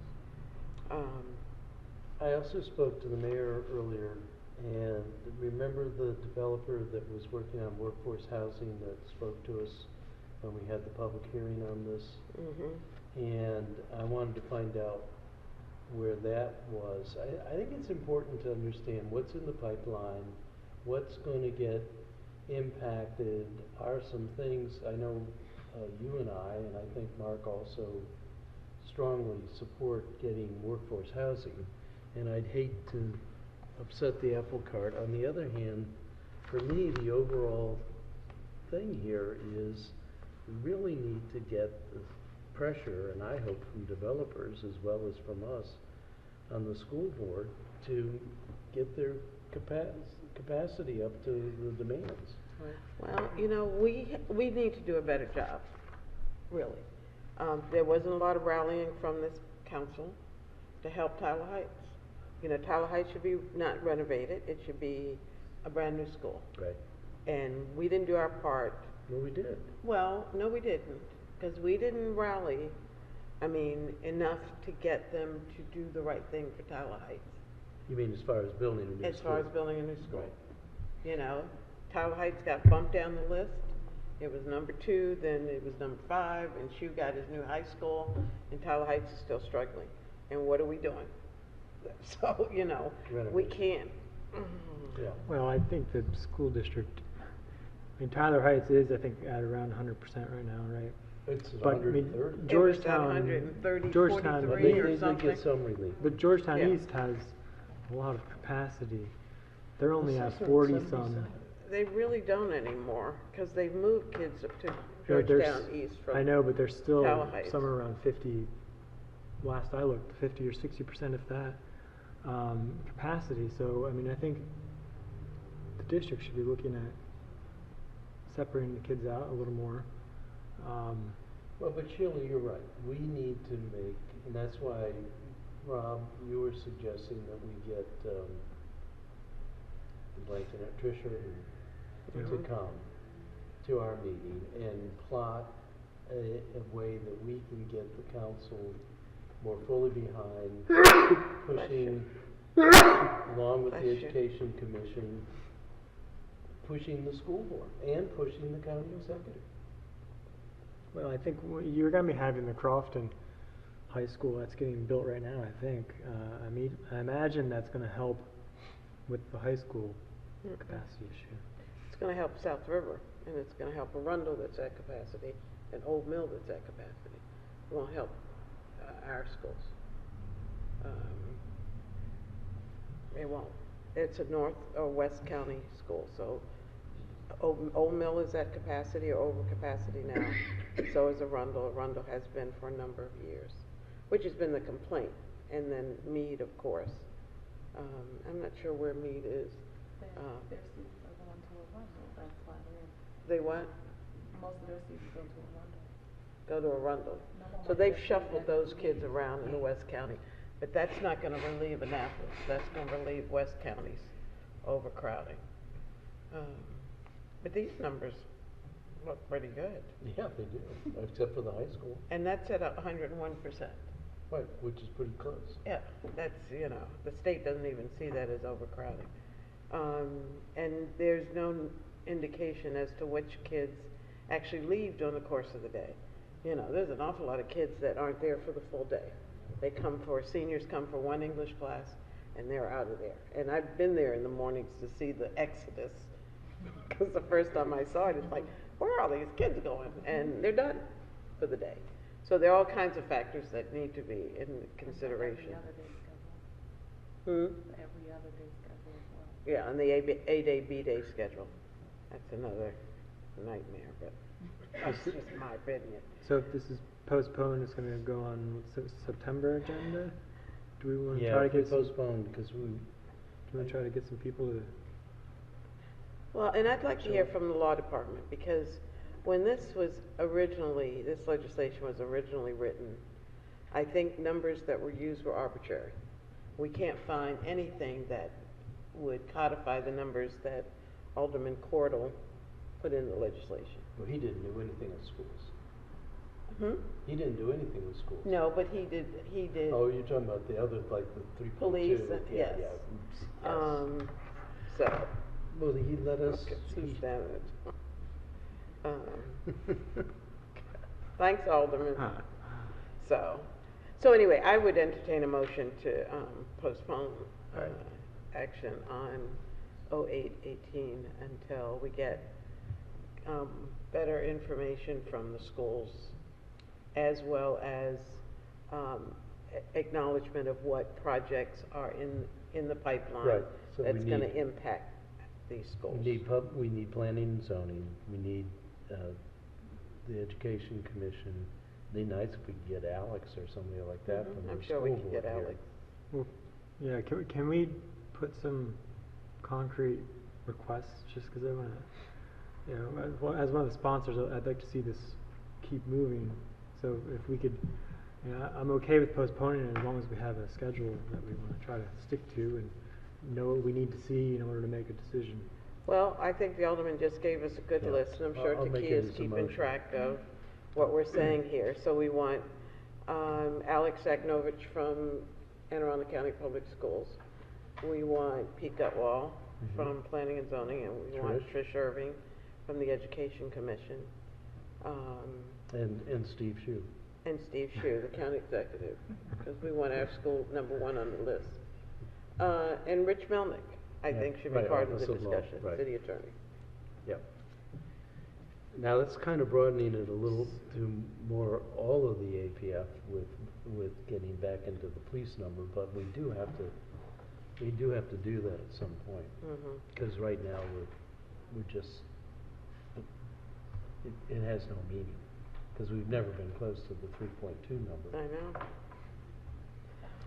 Okay, so for the It's going in September front of, meeting, Transportation on Thursday, and then it'll also be in front of housing next Tuesday. okay, would you share with them, our concerns and the fact that So we're I make that a postponing until motion September, that for our next meeting, our September meeting? our September meeting, that we have that list of people invited to attend to help us think this through. Okay. So, it's mutually agreed that we're gonna postpone action on 08/18. Yeah. Okay. All right, and the last item is 09/18. It's not the last item. It's not the last item because we have people here I waiting for know, what's that's the what I was last item. thinking, this was the last one. 09/18 is very quick.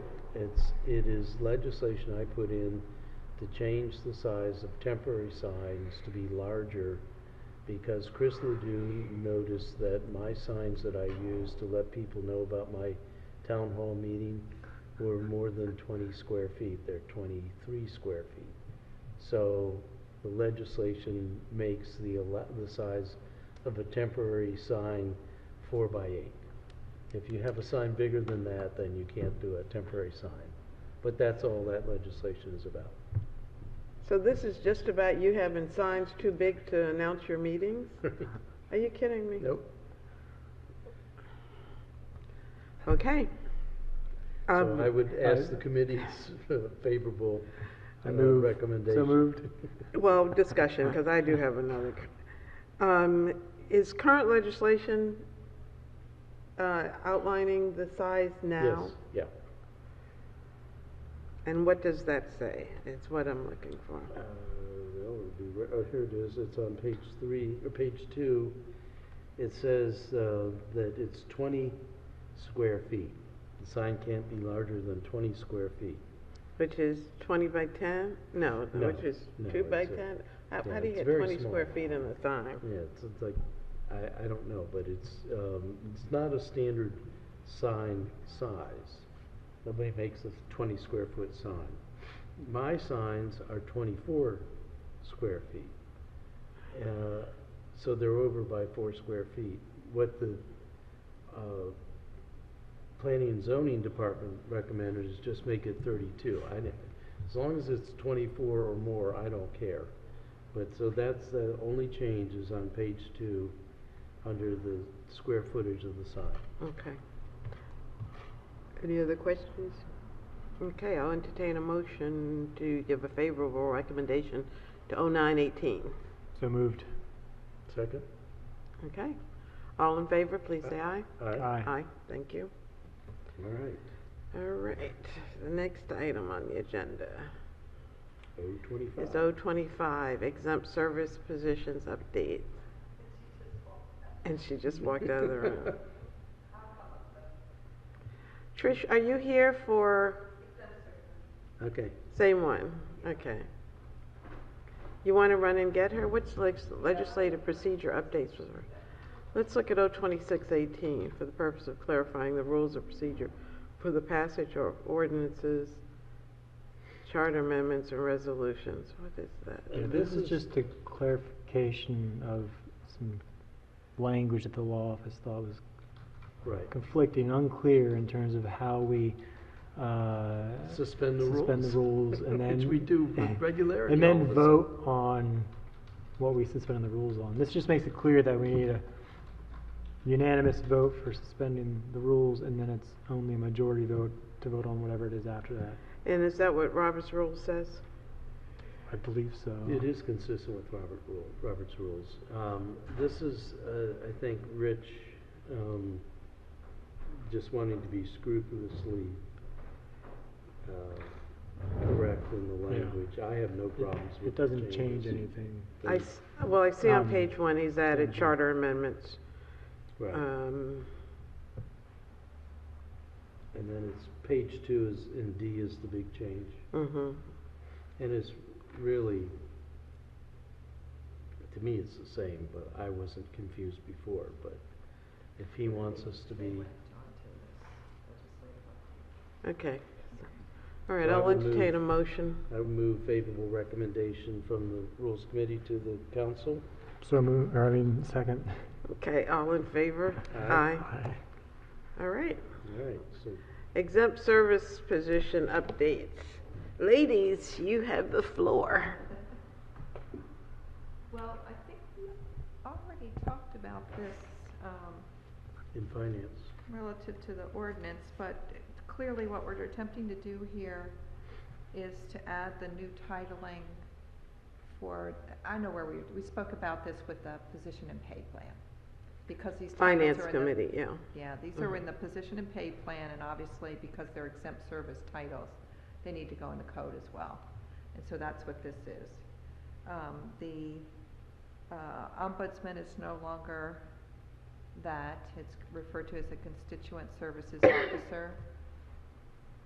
The community relations specialist is now community engagement administrator. The development event specialist has been contractual for a long period of time, about 4 years.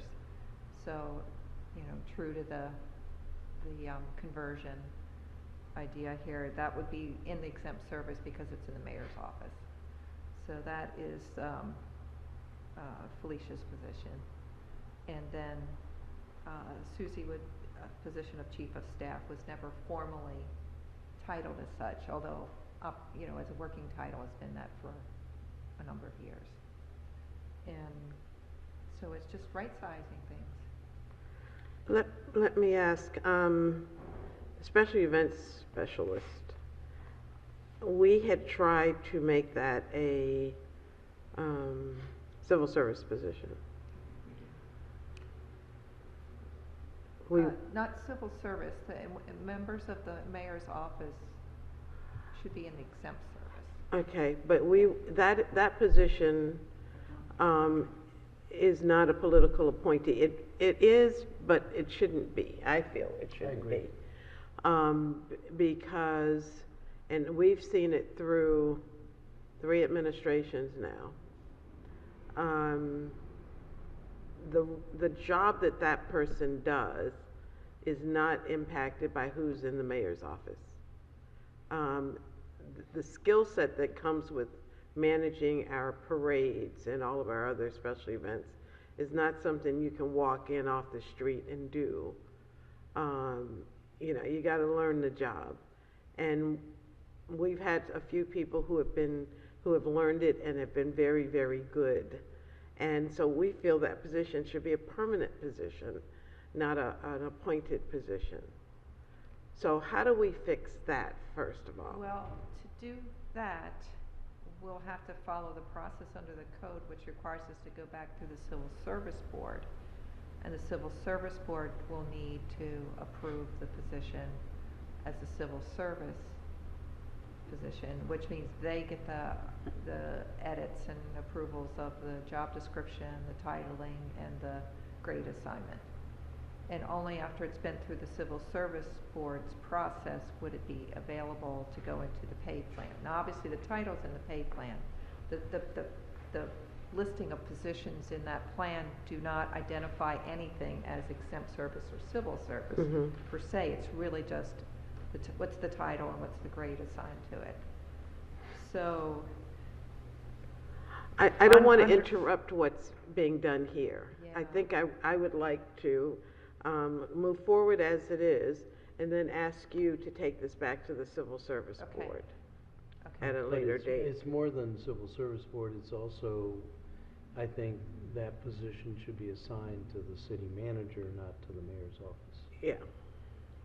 Then I What's think the we respectfully will need to go back and have that level of conversation with the city manager and with the mayor and Right. you know, the Okay. alternate. Yeah, so plan. currently this is a contractual position? Mm-hmm. Yeah. Okay. And there's, I don't know if you have the history with this, Rob, but for years, the idea of a contractual position that it's either it serves a temporary function for the city or a number of job responsibilities for the city, or in some cases when it's funded by a grant, you know, you can't make something permanent that, has temporary funding or funding you can't necessarily count on. So in the absence of those two conditions, what you want to consider, and Alderwoman Finlayson knows this very well, what you want to consider is over time, if it looks like it's sticking around and there's not really going to be an absence of a need for that position, we should be looking at that position having a more permanent status, not necessarily civil service, but either exempt service or civil service, and allow them to be a member of the pension plan and allow them to accrue employee benefits like other employees do, because they don't really have a status that's different from other individuals. Just adding to that, this position requires the person to have, at different times, hours and locations that are not strictly our work hours in the city. Right. So one of the advantages, obviously, of the exempt service is that we have there's more flexibility for the city in a position that's crucial. And also, I just want to add that, of course, Felicia did work for Mayor Panelides, or in his time, and maybe before that even. So this is she is a recognized able person, and we can't wait for her in about 10 days to return from her maternity leave. Right. In 10 days, she's due back It's already? about that, something like that, yeah. Ms. She's going to be Hopkins, in one day next week, and then one day, then there's something like that, and then in. I have another question, Ms. Hopkins. So you mentioned the grant funding aspect. I'm just curious then, with the OEM positions, I know most of that department's grant funded. Are a lot of those positions, I don't recall from the budget, are those contractual? Some are and some are not. Again, you have to look at whether the grant source is something that could, it's temporary in nature, or it's maybe you have it for 5 years, but you have no guarantee after that. There are some standard funds, like in transportation and in OEM, for example, that are just, you can take to the bank kind of thing. They are a stable and recognized and consistent funding source that there's no expectation of loss. So you need to make some of those distinctions. Okay. And with the special events coordinator, how long has that been? I'm guessing that's not grant funded currently. And that's so, funded by the city. and how long's that been contractual? That position. How long has it been? That position, yeah. From the beginning? For forever. Yeah. Yeah, I think so. At least when we came on during the Moria administration. Right. Because it was, what's that lady's name? Anyway, it's been forever. But at least under exempt, that position will get the benefits. Be eligible for pension. Yeah. She'll be eligible for the full range of benefits. I mean, under her contract now, she gets leave and she gets health insurance, but no pension. And we're not allowed to have individuals who are contractual to be under the state retirement plan. So that would that status change will allow her to start accruing that benefit, and our other full range of benefits that aren't contractual employees aren't privy to. But we do get quite a bit to our contractual employees, just not all benefits. We worked very hard a number of years ago. We had a committee we had over 160 or something like that, of contract employees, many of whom had been with the city for years and years and years. And so we set a strategy to move those people into rightful permanent positions, and we did it in thirds, and I think we only were able to get the first 2/3 done, never got to the last group. Well, the notion was that there are legitimate contract positions, and those are ones where it's a special skill that you don't need permanently, but you do need to acquire it. But basically, if it's someone who's on contract, and particularly a lot of the contract people were getting benefits of some amount, they should really be civil service. And so that was under Josh, I guess, who did that. Who was that guy that we worked with? Can't think of his name. We always met at He was with Rick Palm. No, it was. He was begin with a Z- Rick Palm, but Yeah, Zoll, Well, yeah. I have anyways. another question. anyway, sure. Yeah, I have Okay. a number two. So, the one part I just wanted to get your rationale so I can better understand. Mhm. Page 5, at the bottom, F, well, E and F. So it looks like you're trying to clarify which positions require council confirmation and which ones don't. So it looks like you're removing 2 that currently do. It's the Office of Environmental Policy Director, and I think Human Resources Manager. Right, the idea here And- being that the original concept here was that department heads were subject to confirmation by the council. And so over time, sometimes they added it to the first section and they didn't identify in the second section that those positions serve and are hired by somebody else. And so other division leaders, division heads, are subject to appointment by their department heads. And so this was an attempt to clean that up as well. Yeah, because so some of the positions, as you're well aware, function as directors. However, I'm not. Yeah. Because No, but I'm saying in you- the reorganization, and see, that's what happened. No, I In the understand, but reorganization, they I'm simply saying- retitled. Yeah, I'm saying They I'm retitled saying you one, still not the function. other. Your job functions are still essentially that of a director. And I even recall the harbor master. I don't see them on here. I thought she was confirmed as well by the council. Harbor But I mean, master is civil service. okay. For some reason, I thought she was sworn in and everything. But in any case, I mean, I'm not quite sure on this part of it because I do like the idea of having the council having some overview, just another layer to make sure we get high quality people in these positions. I mean, most of these are already filled anyway, but again, it's just, I think it's in many ways good practice So- for the council to have that.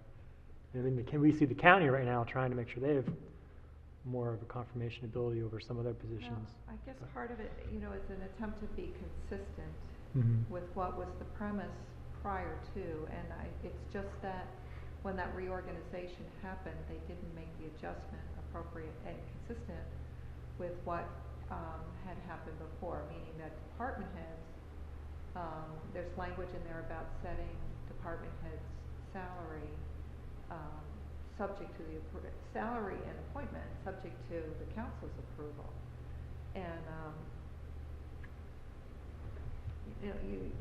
you would hope that you're using similar premises for anything that you're doing, and so the attempt at consistency here was strictly to pull out city manager, obviously, and all the department heads to be really clear that these individuals don't get to get hired unless they're also confirmed by the council.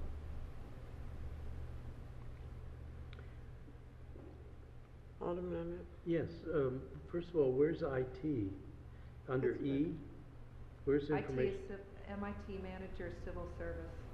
I cannot, there's another part I can't really give you the history on, which is why some positions are civil service and some are not. Like in HR, the recruitment and employee relations position has always been in the exempt service when there are other similarly situated positions that are in civil service. I can't explain that. Mhm. That might be something to take a look at as well, which Mhm. positions really, at the level that they are, whether they should be Mhm. civil service or they should be in the exempt service, and what's the difference between the two. What's Mm. yours?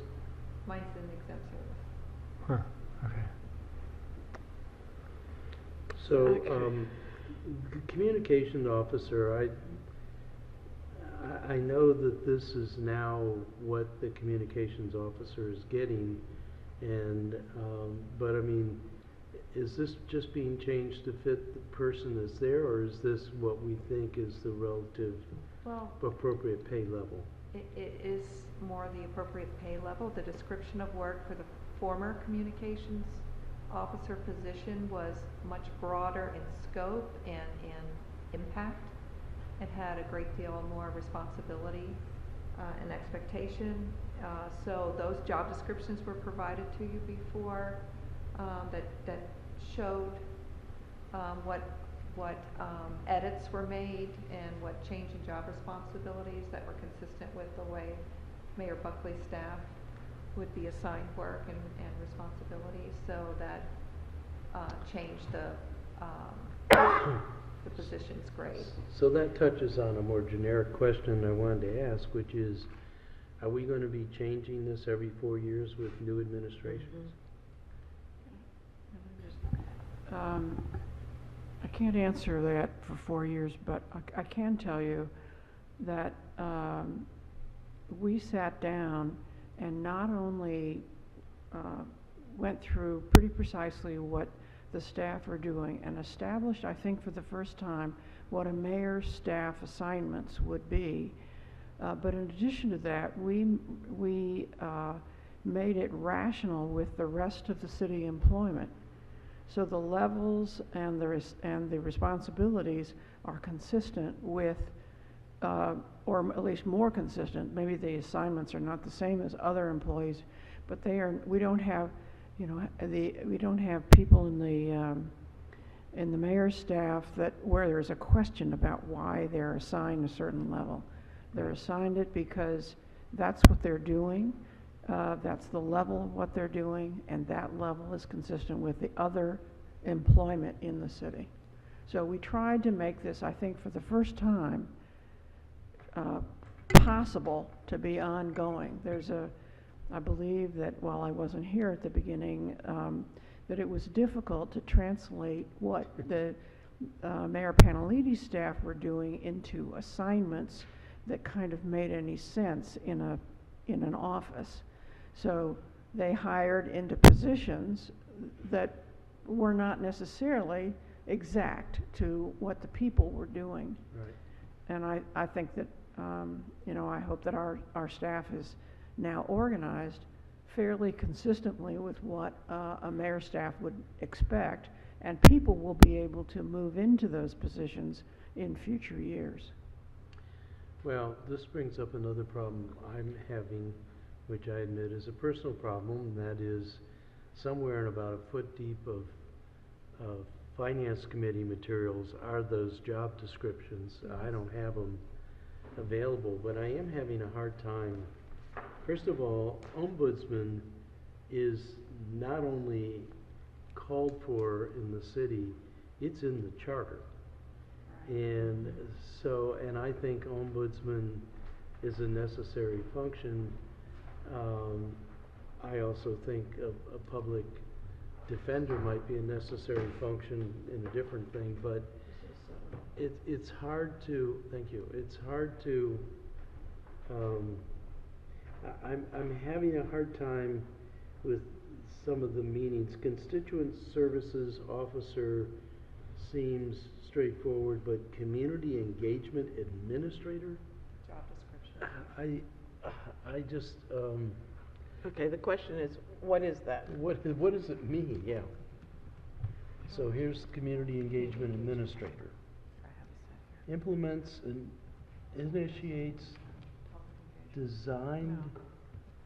implements initiatives designed to address constituent needs within the Annapolis community, performs special projects at the direction. So then, where is the constituent services? I don't see why you're looking for that, the boards and commissions coordinator. So is that eliminated? Here it is, condition.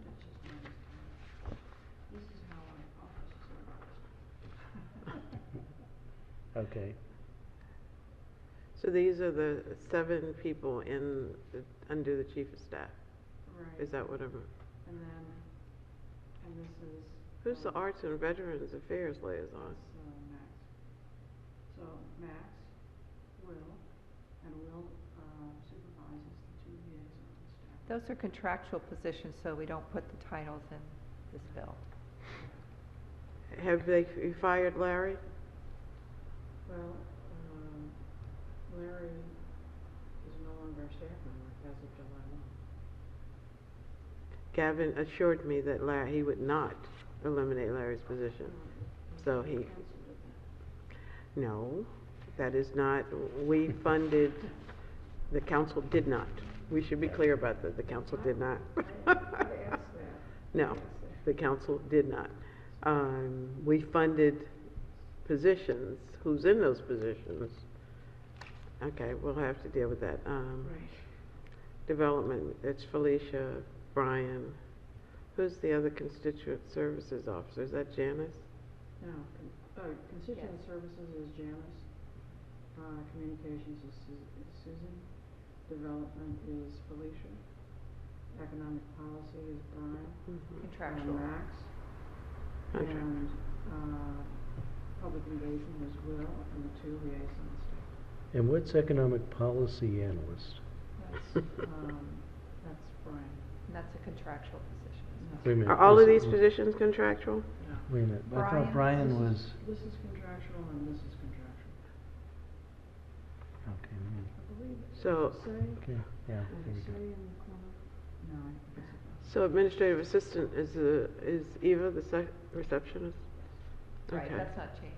And it feels to me like arts and veterans, being a veteran myself, are 2 very different things. They are, but So- it happens, we have a person who's Fit on both, experienced, huh? Okay, actually all right. having Um, served himself. So it also looks like there's different levels of pay here. So I'm comparing my perception of what Felicia does, and you noted having these unusual hours, a lot of weekend and evening time, because that's when events tend to occur. And that's an A12. In community engagement administrator, that one still throws me. And that is also where staffing the boards and commissions is, right? Correct. Community represents the mayor, serves, appointed council supervisors, serves the coordinator, provides technical assistance, coordinates skills, I don't see that in this job coordinate, okay, all right.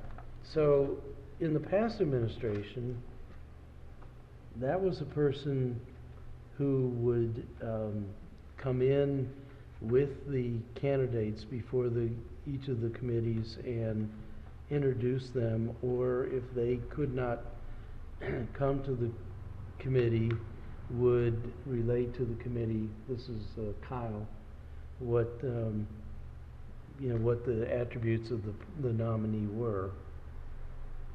But Kyle always pretended he had 6 other jobs too. Well, he did. He was also at Haka all the time. Just for the sake of time, I mean, should we really be going through the job descriptions now? Well, that's what the That's, job description. well, I mean, it's not a part of this ordinance, right? Yes, Well, it It's is. just- It's It's changing understanding- the yeah, it is. titles It's on on them. page 3, or Yeah. where all these titles show up, but also the pay levels show up. And I guess my question about the pay levels is, what does that mean? The mayor brought people in and he's paying them what he wants to pay them. So now are they being put on a step? How is that working? I don't, because People are already in the exempt service in different positions. The title was different for the job that they hold. In the case of the human services officer and ombudsman, was grade 18. Now it's grade 14. So that's one that's going in a different direction. The constituent, well, let's stop at that one, because that's one that's probably best known. That person is making $95,000 a year. Is that the pay scale for an A14? that would still fit within the pay scale. Yes, that would still fit within the pay scale. That's the top. That was the top. and we lose the ombudsman's position. We're not losing the position in the sense that Janice's responsibilities are including of that. What we're trying to do is make it clear that she is in fact the constituent services person. This is a use of words that, and when we were talking, we don't have two titles for people. We have one title for them, and we wanted to make sure that the constituent services was the emphasis in that job, even though she has it's the same activity. So in her job description, it says serves as ombudsman, but we just took it out of her title. Well, prior to, remember when Gail Smith was here, that function of that position was basically in charge of all of those people. Yep. Mm-hmm. You know, Yeah. that her role was Mhm. really kind of chief of staff, constituent services, Jill Yeah. of all trades, Right. you know. And the responsibilities that she had were kind of really at the top level, with everybody funneling all their responsibilities through her. She was the orchestra leader. Mm-hmm. And that's not how that position is functioning. That doesn't mean that an ombudsman and the interaction and responsibilities with the community isn't still there, but she was the human services officer and the ombudsman. So her responsibilities were more layered and therefore more valuable. And that's probably where that grade 18 came from back when. Mm-hmm. Now, the mayor's arrangement these days is kind of a distribution of that among a number of positions. And there's a chief of staff who's responsible for the administrative control of the office, and then the outreach and the community component of that is being handled by through Mr. Rao's responsibilities and through Ms. Hayes Williams' responsibilities. So you just, we're trying to, in the evaluation of the structure of this office, trying to be more normalized in terms of how those positions and their value is really functioning. Not taking away anything that needs to happen in terms of service to the city through the mayor's positions, but just to design the responsibilities amongst the staff that's there in such a way that it makes sense. And you know, we've talked about this before. You know, it's not always easy to figure out who was doing what, because they had like working titles that did not jive with what in fact their titles were if you ran a report out of the Munis system, you know. So we really did spend a great deal of time and effort to try to get something that seemed more appropriate and was more about the responsibilities and who has what, and then of course what that titling is, to be more reflective of what that person's role is. Well, I guess it appeared that we had pretty clearly drawn roles and responsibilities. And I think I know some of what it says about the community engagement administrator, but that means nothing to most people. Whereas community relations is pretty clear. That's a common descriptor for somebody who addresses community concerns. You know, I'm very concerned that we take ombudsman out of the title, because that's in our code that we have one. And for whatever reason, if that's incorporated into one of these jobs, then I think we need to put it in the title. Well, this would change the code. Unless we change the code. This would change the code. Let's where- change the charter. It's a charter. So you're saying the ombudsman's required in the charter? Yeah. And, yeah. Of course, there's also a required measure of bread. Requires what? Measure of bread. Sure, And by the mar- ombudsman? And market house manager is also in the charter. Uh-huh. So- Well, kind of, speaking from an HR perspective, I don't have that language in front of me. I think what needs to be reviewed to see if it requires a title of, or it really just requires a functional, somebody's functionally responsible for. And yes, it makes it cleaner, it makes it easier for people to say, oh, you have a title, you have somebody that has ombudsman in their title, therefore you're satisfying that charter expectation. I don't know that we're not fulfilling the charter expectation by a title change, by literally making a title change. As long as we have a functional responsibilities that show that we are making sure that service is provided to the constituents of the city. Yeah, and I just did a quick search. It's not in the charter. It's not in the charter. It's No. in one of them because we put it in there, so It's in title. we did that very It's in title recently. 2 and 3. It's not in the Okay, charter. well, keep searching. I'm telling you, All right. the software's not lying. What is germane to an earlier part of this meeting, and my sense is it belongs under Constituent Services Office, is this maintenance of the list of organizations, civic and business organizations, and I'm not finding where that fits in here, but that is going to be of critical legal importance as we get into these public hearings held by the developers before they can come in and file an application. So we'll need to get that cleared out. As far as I'm of split.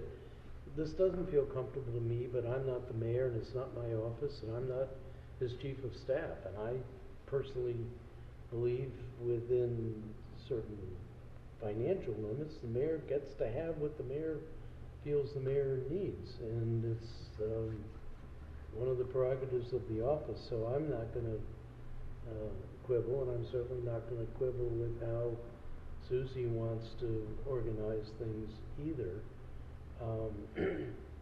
So, and the salary, the change from the 12 to 14, how would I know what that level of effort is? It does feel to me that, that's, I'm not going to get into that.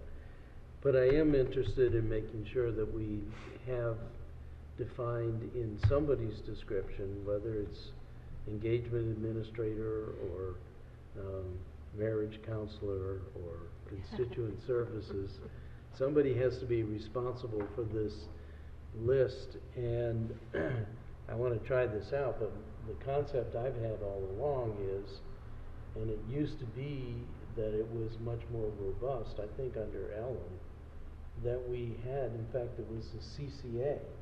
And who was the woman over in Ward 2 that ran that Fred was going to run against? Anyway, that was an actual, pardon? Debbie McCarroll, right.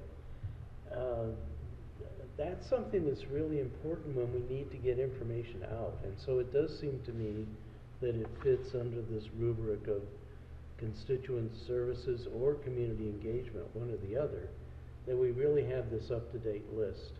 And as we said earlier, part of the responsibility, I feel anyway, is to help make sure that for my ward, we know who all those people are, what the organizations are, and have them up to date in terms of the contact person and address. So I guess that would be the only one comment I would make, is that I'd like to see somehow that shows up in one or the other assignments. At the time, obviously, we were writing this, we didn't have the legislation, and we didn't have, and I believe that Janice is the one everybody is assuming is going to be doing this, but I need to think about that. Sure. Whether it's, where it should go. Yeah.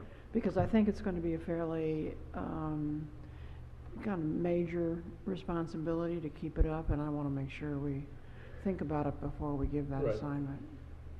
Yeah, no, I think you're absolutely correct. I found out what you're referring to, Alderwoman, and I think this looks like it should get changed as a part of this ordinance. Chapter 2.12.20, this is under the chapter dealing with the mayor's office under Are title. you in the city code or? Yeah, Title 2 of the City Code, Administration. And then 20, it's powers and duties, and it does mention, let's see, the mayor shall supervise, I'm sorry, no, never mind. Yeah, so G is, it does say ombudsman. The mayor shall be responsible for designating an individual from her office to serve as an ombudsman for the city of Annapolis. All citizen complaints shall be directed to the ombudsman, who will arrange to have each complaint reduced in writing and directed to the appropriate department with copies sent to the alderman. So I think that must be what you're referring to. It doesn't necessarily, I mean, it says somebody needs to be designated as ombudsman. I don't know if that necessarily means it needs to be called that or not, but somebody needs to fulfill that role in the office. I mean, that's just my Yeah, opinion. it doesn't say we'll hire, fill the position of ombudsman. Right. And it says it in, was it in the It's in, community it's in engagement Janice, one? yeah. Or is it in Janice? No, it's in Janice. It It's in says, Yeah, it should, rightfully, it should be in Janice's. Yeah. where is it? Serves as ombudsman in resolving or addressing a variety of issues and citizens' concerns. I kind of like the language in code better than what's in the description, but again, Okay, what's your pleasure? I would make a motion that we recommend favorably to the council for this ordinance. Is there a second? I'll second. Further discussion? Hearing none, all in favor, please say aye. Aye? Aye. Okay. And this will be on for July 23rd? Yeah. Okay. Thank you very much. Thank you, and thank you for waiting. Thank you for hanging in with us. Okay. I What think else? we've exhausted our agenda. Yeah.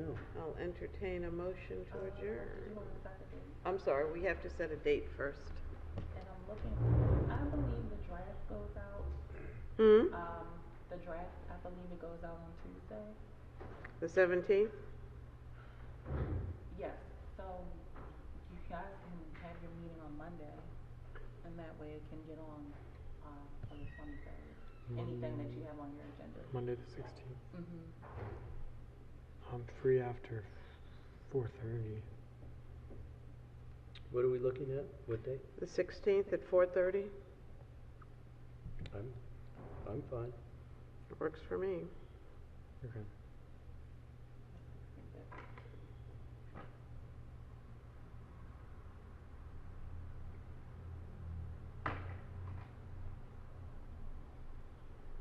And the purpose is to address